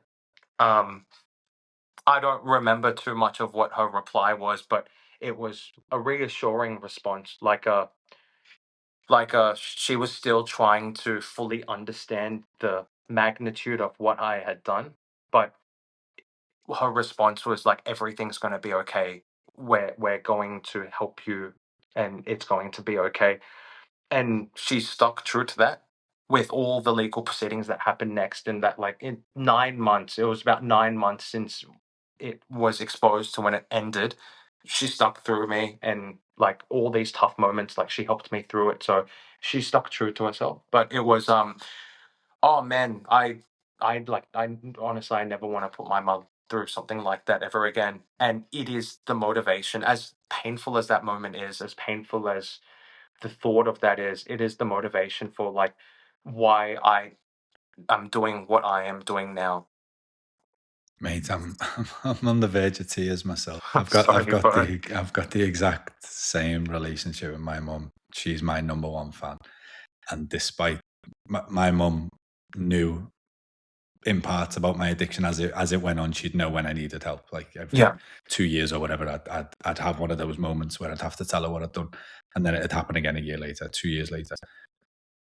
She stood by me throughout, And yeah, I've got so much appreciation for my mum, and I've got the exact same feeling as you, where I don't ever want to put her through that again. Like, I recently sat down with her and recorded a podcast, and she told me some stuff on there that, like, we got pretty deep, that we don't normally get, that we don't know. We got to a level that we don't normally get to in just normal conversations. And she described how she still answers the phone to me this day. And if I start the phone call with, "Mum, where are you?" that's how I'd start the phone call. And she says she still has a little bit of fear to this day that when she sees me calling, that I'm going to say, "Mum, where are you?" And that hit pretty hard, and that just sort of reinforced to me, I don't ever want to have to give one of those phone calls to my mum again. I don't ever want to have to do this to her. That making the hairs on my arms stand up, man. Like, actually, exactly the same experience when um when I was in the like the during my gambling that time. I would only call my mum to borrow money, and she would regularly call me just to check in on me. So when I would call my mum, the first thing she would say is, "Are you okay?" But when she would call me, she would be like, "Hey, how are you?" I can I can eat like that resonates with me so much, man. Shout out to all the Shout mums out in to there. Mama Bullen. Love it. Um, talk about the uncertainty. You said 9 months from the moment to come out to the court here in 9 months. Talk me through how nerve-wracking that uncertainty was. Like you said, you didn't know. They weren't in touch with me. I didn't know what to expect. I didn't know if I could apply for jobs, if I couldn't. I really struggle with uncertainty in my recovery now. Talk me through that whole period of not knowing what's coming. Terrifying, terrifying. I'm just so even after after the investigation at work, even that was uncertain because I didn't really understand that process. So each step of the way, the the scariest thought was like, am I gonna have a SWAT team like at my door, like getting walked out of my apartment in handcuffs, like, like this sort of feeling. But I don't understand, like, where is that in the process of like the law enforcement, and like even how does that fit in with my work. So I thought that could happen like at any moment, so I'm constantly in fear of like that happening. Like, I have a girlfriend at the time, and like she knows what's happened, but like she doesn't quite understand like the magnitude of it either. So I'm there would be days where like we're at my house together, and I'm just like, holy shit, what happens if the police just come knocking at my door and she's just here with me? Like, this is such a I'm so, like, so sorry to put her through something like that. So it's constantly that. But the so it was almost a relief when I did get that call and I did get asked to just like hand myself in. But I think the most just nerve wracking and anxious time was that 3 months after I'm arrested and then to my hearing. I'm on bail, and that means I have to report into the police every day, basically, like every second day up until that point. Even that's a very scary like situation because I'm like I'm seeing the law enforcement nearly every single day. And then I'm talking to legal teams every week, and they're busy, so they're not giving me much of an update. And all I want is this reassurance, like, am I going to go to jail? What's going to happen to me? And I think that's the other like really, really scary thing about the legal system is it's very vague. It's quite like there are guidelines, but it's also very nuanced. It's the lawyer was telling me, oh, it depends which judge you get on the day. So you're telling me if I get this person or this person, it's just the luck of the draw and it doesn't matter what happens. This person's going to put me in jail and this person will let me off easy. Like, all of these things are just not reassuring me at all, and it's very uncertain. So, um, not only am I up in this, but as much as my family are helping me, they don't speak English very well. So I'm like navigating all of this on my own. And then every time I'm speaking to the lawyer, I then like call my family and then translate it back in Chinese. And it's like a lot of this back and forth as well. And my Chinese is not great. So some things get lost in translation. And then something that I misinterpreted, my and then like miscommunicated to my parents, they might think like took it the wrong way, and they start freaking out, and then it starts freaking me out. So it was just like a very on edge time during that 3 months. But one thing that I didn't let up was I was listening to everything that the legal team was telling me to do in terms of like what I can do with this short time to like mitigate whatever I could at sentencing, and I followed that very well. I think a lot of people, even myself, is very surprised by the outcome. Like, I understand the amount that I had taken was not a small amount; it's a very substantial amount. But I also like I couldn't have, in the state that I was in, put more work than I did. So I think that's why I did get the like sentencing that I got. Did the you said there your Chinese isn't perfect? Did that make the conversation with your mum that we spoke about just before? Did that make that conversation a bit more difficult? Yes. I have a brother who is like same as me, speaks English fluently, but he lived in China for 7 years, so he also speaks Chinese fluently. So um, first I had to tell my mum, but I don't think she fully understood. So then later that day, when I told my brother, I also told him, "Can you like retranslate it again to her?" Um, that's also been like just this consistent thing throughout my life, which has been quite difficult. I think a lot of second generation immigrants can understand this when your parents speak a different mother tongue than you. Like, it's not just like we can't speak to each other, but it's we can't fully 100% understand each other's feelings. And at times that can be very frustrating, especially when my um emotions and my mental state throughout this time was very raw and like sensitive. I was going through therapy, and you know, I had just stopped gambling, which was essentially my crutch for the last 7 years. So there was a lot of like developing that I needed to do on my own that I felt like very raw, like in some aspects, and then not being able to, like, already being not very good at telling my feelings, but then I can't even 100% explain my feelings in Chinese to my mum. It just made it a little bit more frustrating at times, and a little bit more difficult. Yeah, frustrating was the word I was going to use then, and you just used it. It sounds so frustrating. I was nodding along when you said that a lot of second generation immigrants struggle with this. I wasn't nodding along because of that, but I don't know how you spoke about the Premier League. I don't know how well you know accents in England. I'm from Liverpool. My mum is very Scouse. Sometimes I find it hard to understand her because of that reason. Only the UK viewers will understand. But no, other than that, we speak the same language. You said when you got arrested, you didn't have to go in handcuffs or anything like that. How scary was that moment? Like when you're getting led to wherever you're getting led. Oh my god, that was, like, holy shit, that was terrifying. I've never been in a police station up until that point before. So my first time in a police station at like 27 years old, and I'm being led in, not in handcuffs, luckily, just being escorted into. Um, I'm hope you've never been to jail before, but it's called like custody. It's just like a holding cell. So it was like a 2 by 2 meter, just like a little metal bed, like a bench thing, and I'm just sitting there until I'm called up. And I was just called up for like an interview. I'm guessing generally these interviews go a lot longer than they did, but they had enough evidence there, and I was willing to cooperate, where it was like, did you do this? And I just said yes, and that was sort of it.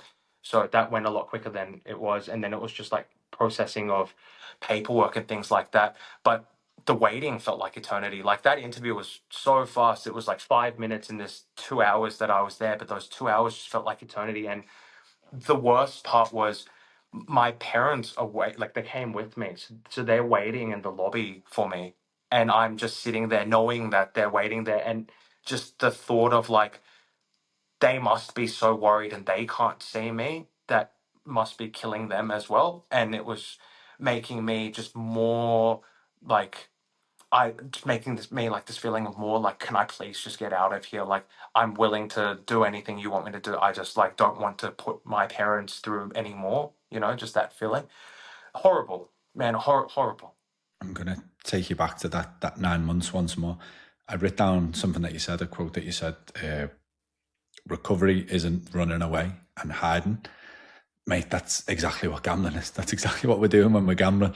But that 9 months that you spoke about where you were dreading the doorbell ringing or a phone call coming and the police are waiting there to take you away, that's kind of the same feeling that you're dealing with there. You haven't run away, but you're in hiding, if you like, and you're waiting to be found. Mhm.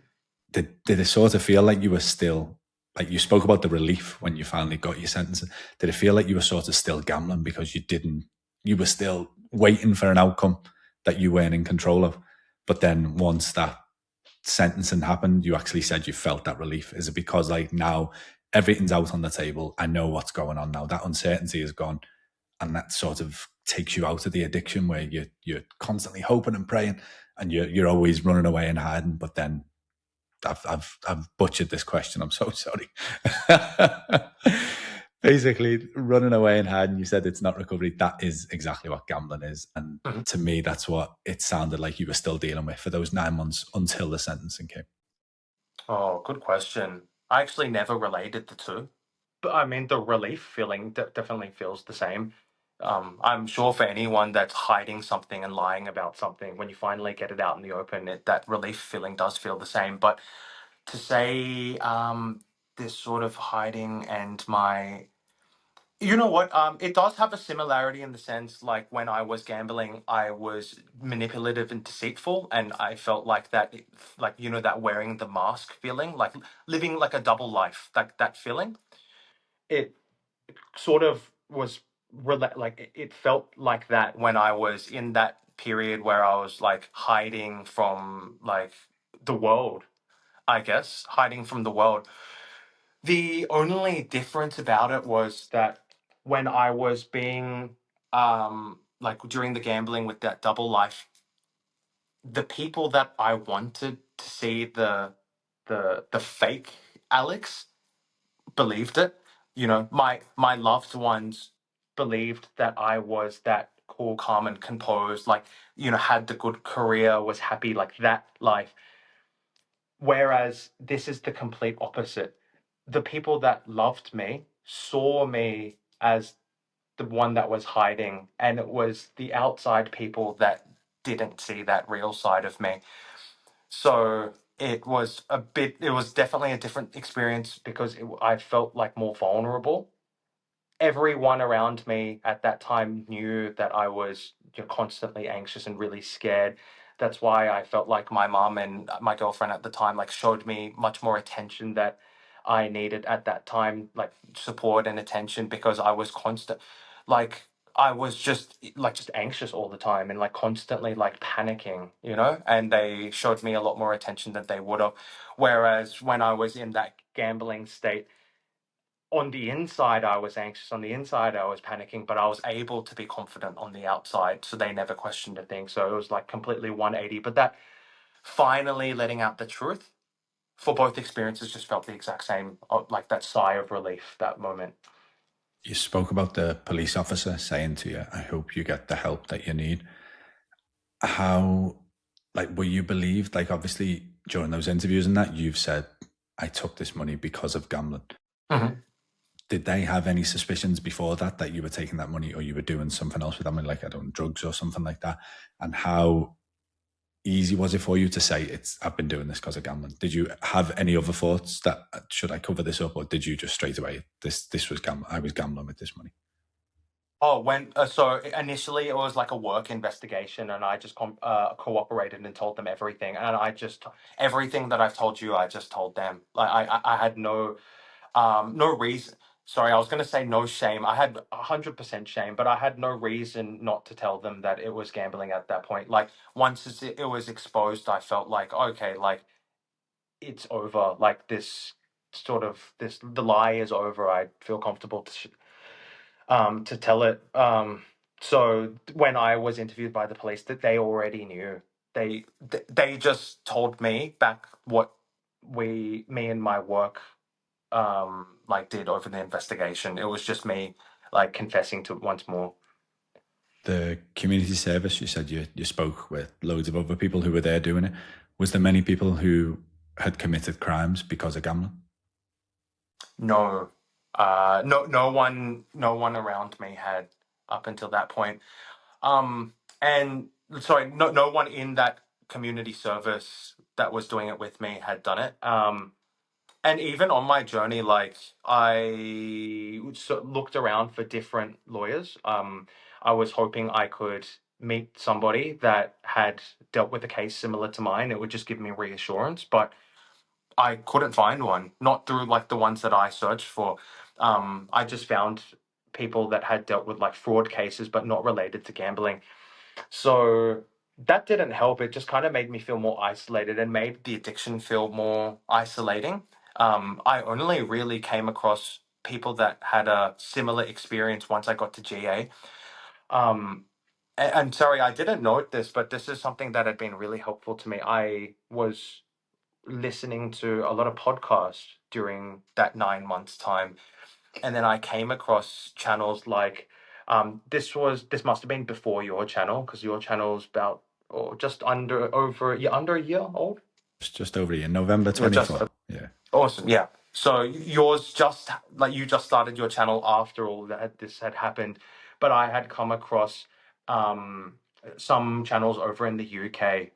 There's these two guys that I've never spoken to them, but I hope they listen to this and reach out to me because they don't know how much they helped me. But it was a guy called Steve Girling and Ben Jones, and they are in the UK, and they have a podcast called Hold'em and Fold'em, and it's basically about prison in the UK. But they both went to prison for fraud, and it was related to gambling. And I listened to their stories, and it was really helpful to me because it was sort of gave me this timeline of like what I would expect. So of like when I first heard those podcasts, it was really early into this timeline. It was just being caught, but then it gave me an idea of like what is my life going to look like on the rebuild side, and then that gave me a lot of reassurance because oh man, like the internet being so popular these days, there's almost resources for anything, any situation, anything that you need help on. But I found that this is a quite a I'm not going to say niche. It definitely happens, but it's something that's very shameful that people don't like to speak publicly about. So there's not that many lived experience like resources out there about it. So luckily I was able to come across some, and then I just used those as reassurance and just what I would be expecting in my rebuild. Stay stay tuned, Alex. I'm in talks with Steve at the minute, so Oh, you really? may well see him on sitting in that very seat that you're in very soon. Oh my God, big man. I'm gonna test your talking about uncomfortable things again, talking about your feelings. Fire away. I can see a lot of you in me. No, that's wrong. I can see a lot of me in you, just as you're describing the things that you did that you've got so much shame and guilt around, and how you wouldn't dream of doing those things. Like if you didn't have a gambling addiction, you never ever would have done things like that, and now you never ever want to do things like that again. A lot of your conversation was around your girlfriend at the time, and you sort of said like how you were able to manipulate her, and she wasn't naive because she was so kind. You were able to manipulate her and stuff, and I could see how much guilt you had around that. Have you ever reached out to her? Have you ever been in contact with her since everything's come out or anything like that? Is she aware of anything, or is she aware of the Alex that you are today? Oh, that's a very that's a very deep question. I Told you I was going to test you. Yeah, man. I think I still feel very guilty about that, and that's been a long while now. It's been 3 years, and there's been a relationship since, but I can't confidently say she knows about what's happened, but like Sydney being small, I think she probably does know what happened. I just an inkling. I don't think she does, but also she probably does. Have I thought about reaching out? Absolutely, absolutely. And I'll share another really difficult moment actually to you. I did some podcasts before, and this was one of the stories that I didn't get a chance to speak out about, but just actually like still something I think about right now, but it's quite fresh. During my ICO, one of the conditions is that I have to remain in New South Wales. So my best friend in Canberra happened to get married during this time, and then he invited me to a wedding which was in Canberra. Obviously, I didn't mention anything about what has happened, so I don't like. He doesn't know the gambling. He also doesn't know that I've committed the fraud. He doesn't know that I've been arrested.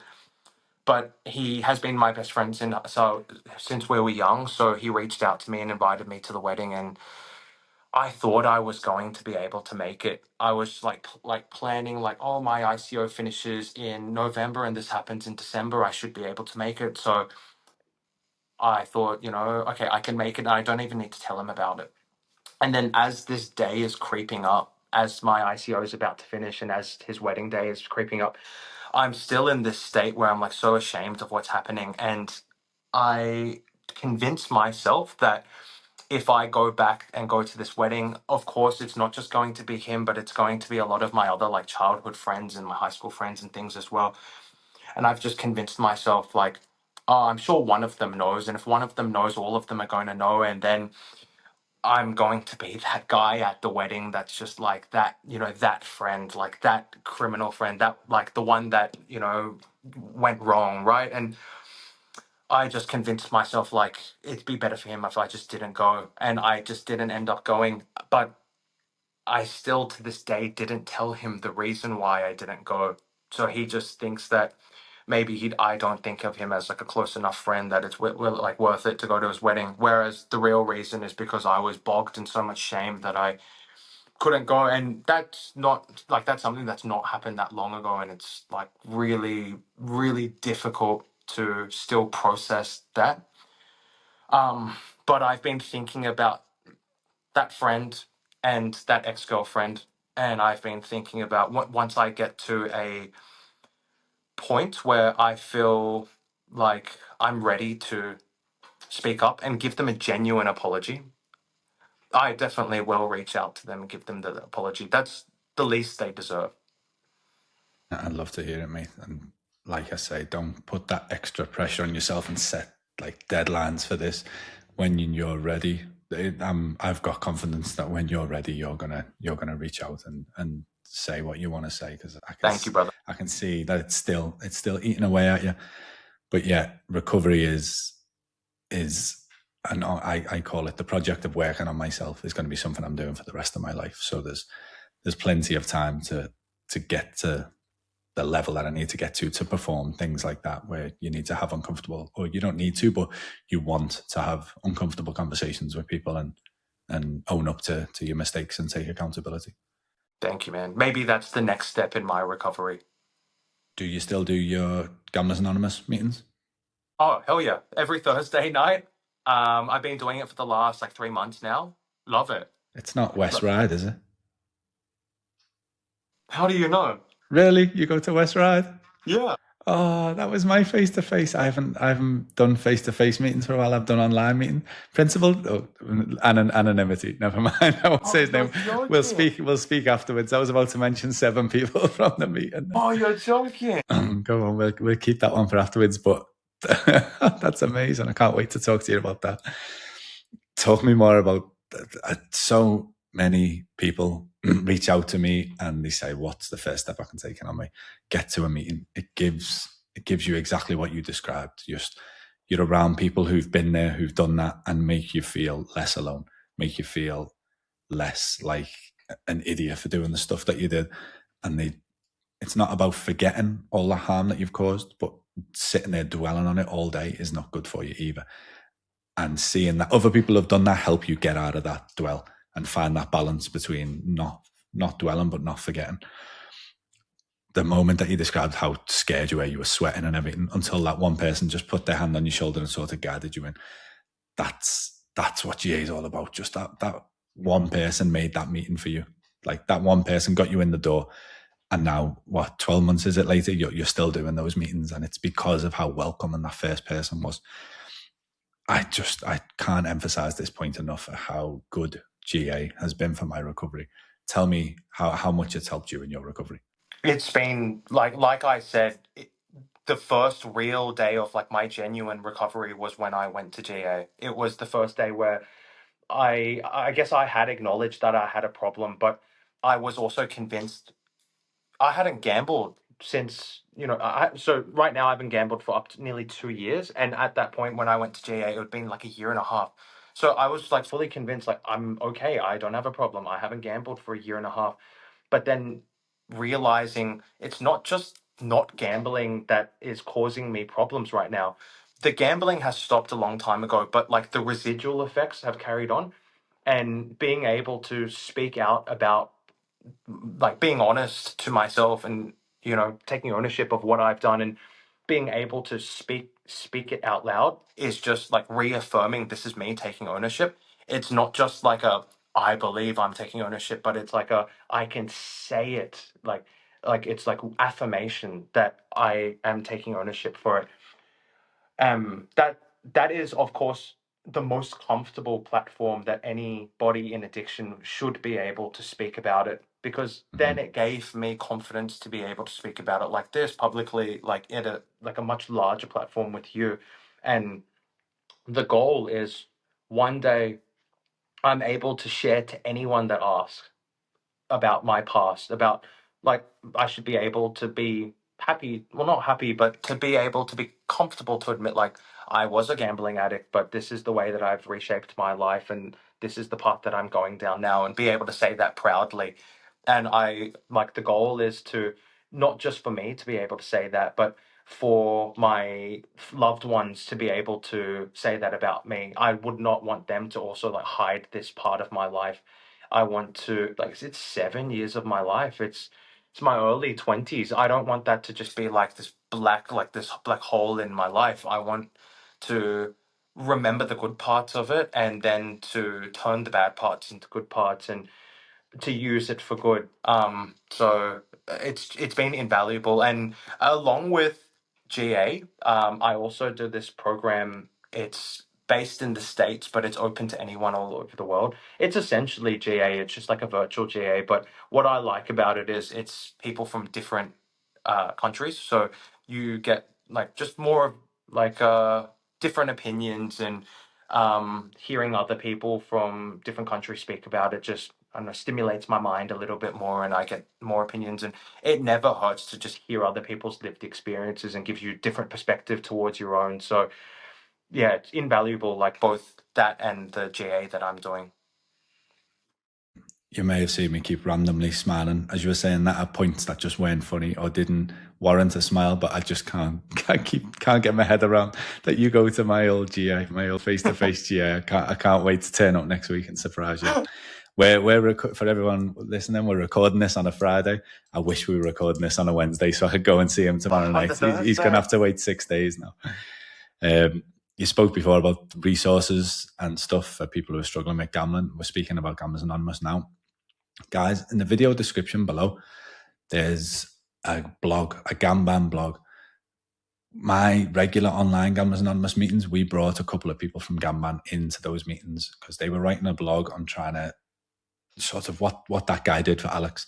They're writing a blog on giving information to people on what to expect to go to a meeting. That's half of the reason people don't go, the uncertainty around what a meeting entails. This blog dives deep into what to expect when you go to a meeting. It'll help you get through the door. They were in the meeting with us, so they experienced the meeting firsthand. They've got accounts written by me and a couple of the people who were on the meeting anonymously written just recommendations and what it's like to come to a meeting and the stuff you can get from it. So when we wrap this up here, check the video description down below for that link on that. Right, I've got a couple more deep questions for you, Alex. Go for it, man. I'm going to go for it. Do you regret your addiction? God.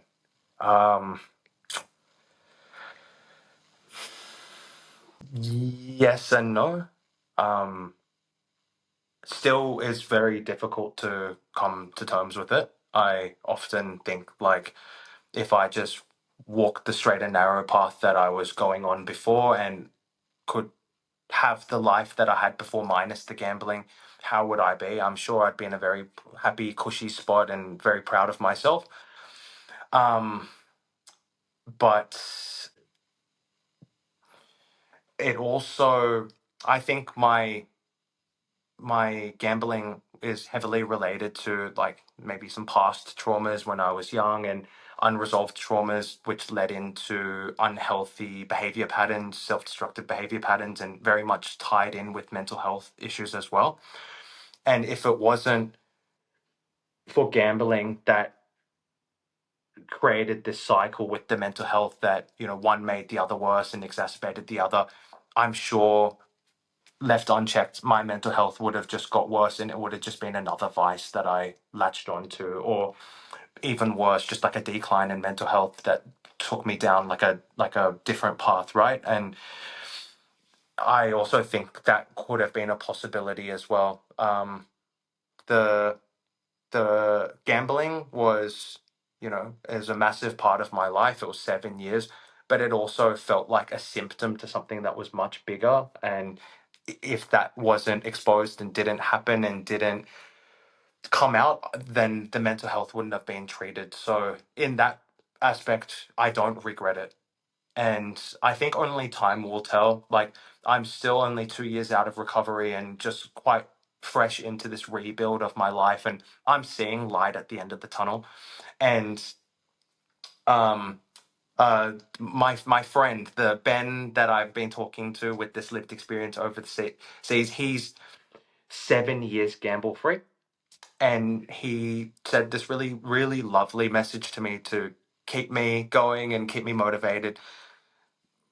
I shouldn't hold on to the thought of my life being the way it was before. If I continue to live by these new values that I've adopted since quitting and being in recovery, my life in the future is only going to be more fulfilling than my life before. And I think about that. And I think that will be true. I can already see it happening, but in time, hopefully, if I ever talk to you in a year or two or five, you know, to answer your question, I don't regret gambling. No. You didn't ask, but I'll answer the question for you. Normally, this is the guest show, but you did speak for 2 hours, so I'm going to take the microphone for a minute. Go for it. I don't.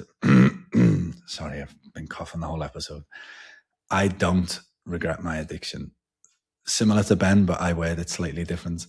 I now, 4.5 years into my recovery, I am now the best version of myself that I have ever been. I was gambling from 12 years old, so similar to yourself, I never grew up like you were in your grow up years. I never grew up. I didn't know who I was before gambling because I started so young. So I became an adult already a gambling addict. So I am now the best version of myself because of all the work that recovery has shown me that I needed to do. Because of that moment, that rock bottom moment where I decided I don't want to live this life anymore. I don't want to live this chaos every single day. I want to get better.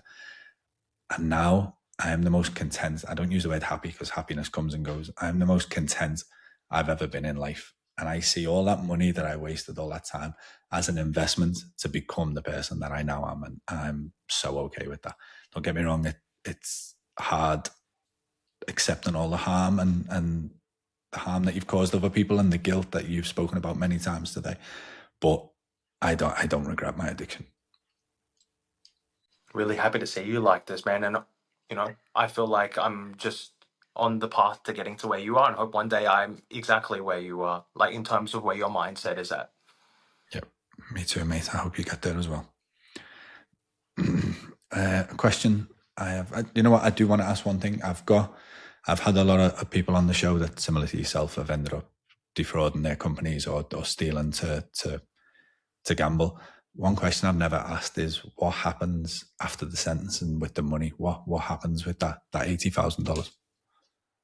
I'm guessing it's different with how it is in the UK and America, but in Australia, I'm ordered to pay it back. So,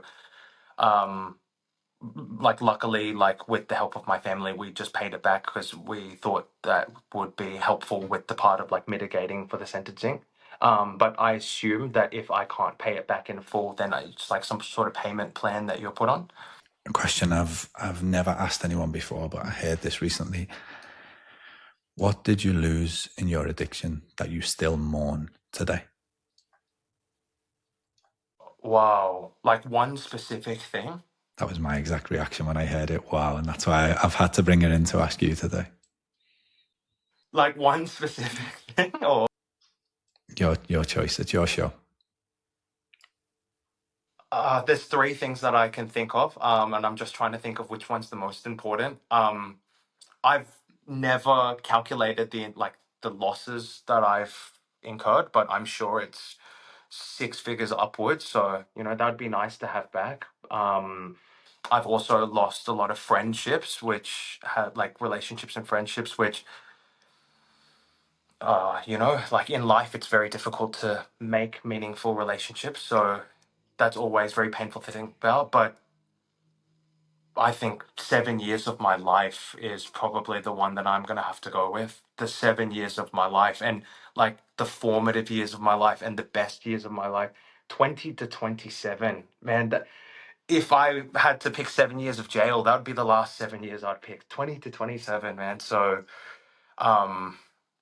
I would have to go with that. Okay. Last one before I let you go. Mhm.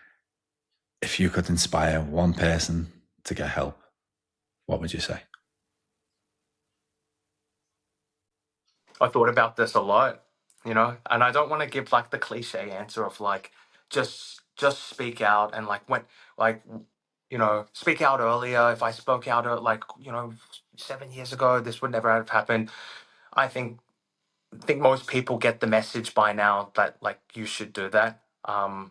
If I could have talked to myself before everything had happened, and even when I was like spiraling out of control, I think I really just wish I could have just told myself, like, of course, seek help, but think about the people that care about you and just consider to yourself not just the impact that you're making on yourself, but the impact that you're going, like the consequences that you're going to bring towards them as well. And if that's not a motivation enough to get you to stop, like you really have to look into yourself, because I realized like a lot of the behavior that I was doing was very self-destructive in nature. The gambling being like probably the worst of it, along with the stealing and things. But self-destruction is you not, what's the expression? Like you should treat yourself like you're your best friend, right? Or like the way your best friend would look at you. That's priority. That's the most important thing. But then if you are not in that state of mind at that time, then try to look outwards and think about the people that you love and the people that love you, and understand that your actions are not just hurting yourself, but it's hurting those people as well. So I would just say to people that are seeking for help to think about that. Of course, speak out when you can, and there's resources available to speak out to. I didn't mention this earlier, but actually, before attending the GA, I called Gambling Helpline. That would have been like soon after I was caught, and sorry, I was investigated by work. And at that time, I just felt like it was one of the only places that I could go where I could speak openly and not feel shame, over the phone, not having to see someone's face and knowing that it's just a voice listening, right? If you feel like you can resonate with me in that sense, you feel so ashamed, but you do just want to get it off your chest, that is the best place to start. That's going to open so many doors for you. So I would also highly recommend doing that. Anyone who wants to do that right now, check the video description out. The link or the phone number will be down there below. I love what you said about treating yourself as your best friend. I actually written this down earlier. You kept saying during your addiction, that's tomorrow's Alex's problem. That's tomorrow's Alex's problem. You didn't care about your future self. You didn't care about what he had to deal with. It was all here and now. And that's what gambling is, just instant dopamine. Selfish. Needing it right now, not caring about how I feel tomorrow or the next day or the next day. But recovery has given me that back, where I see my future self as a different person now. So before I go to bed of a night, I've got the exact amount of water I need in the kettle. I've got my flask next to the kettle. My lunchbox is already packed. Everything that needs to come out of the fridge is in a perfect little box in the fridge that needs to just go straight into my lunchbox. I put so much effort into making life easier for that guy. And that's sort of what you just said there about treating yourself as your own best friend. Recovery has given me that. Alex, you've been amazing at sharing your thoughts and sharing your feelings today. And just from the bottom of my heart, thank you for it all. Thank you very much, brother. And thank you for the platform to share my story on. And thank you for the work that you do, and keep it up, man. Love it. I'm going to go again. Shout out to the mums. The video on screen right now is that conversation I sat down with my mum. And like I say, it went deep. It's pretty emotional. There's tears within the first 6 seconds. So make sure you've got your tissues ready if you are going to watch it. But click that video and I'll see you over there. Mate, amazing. Oh, that was fantastic.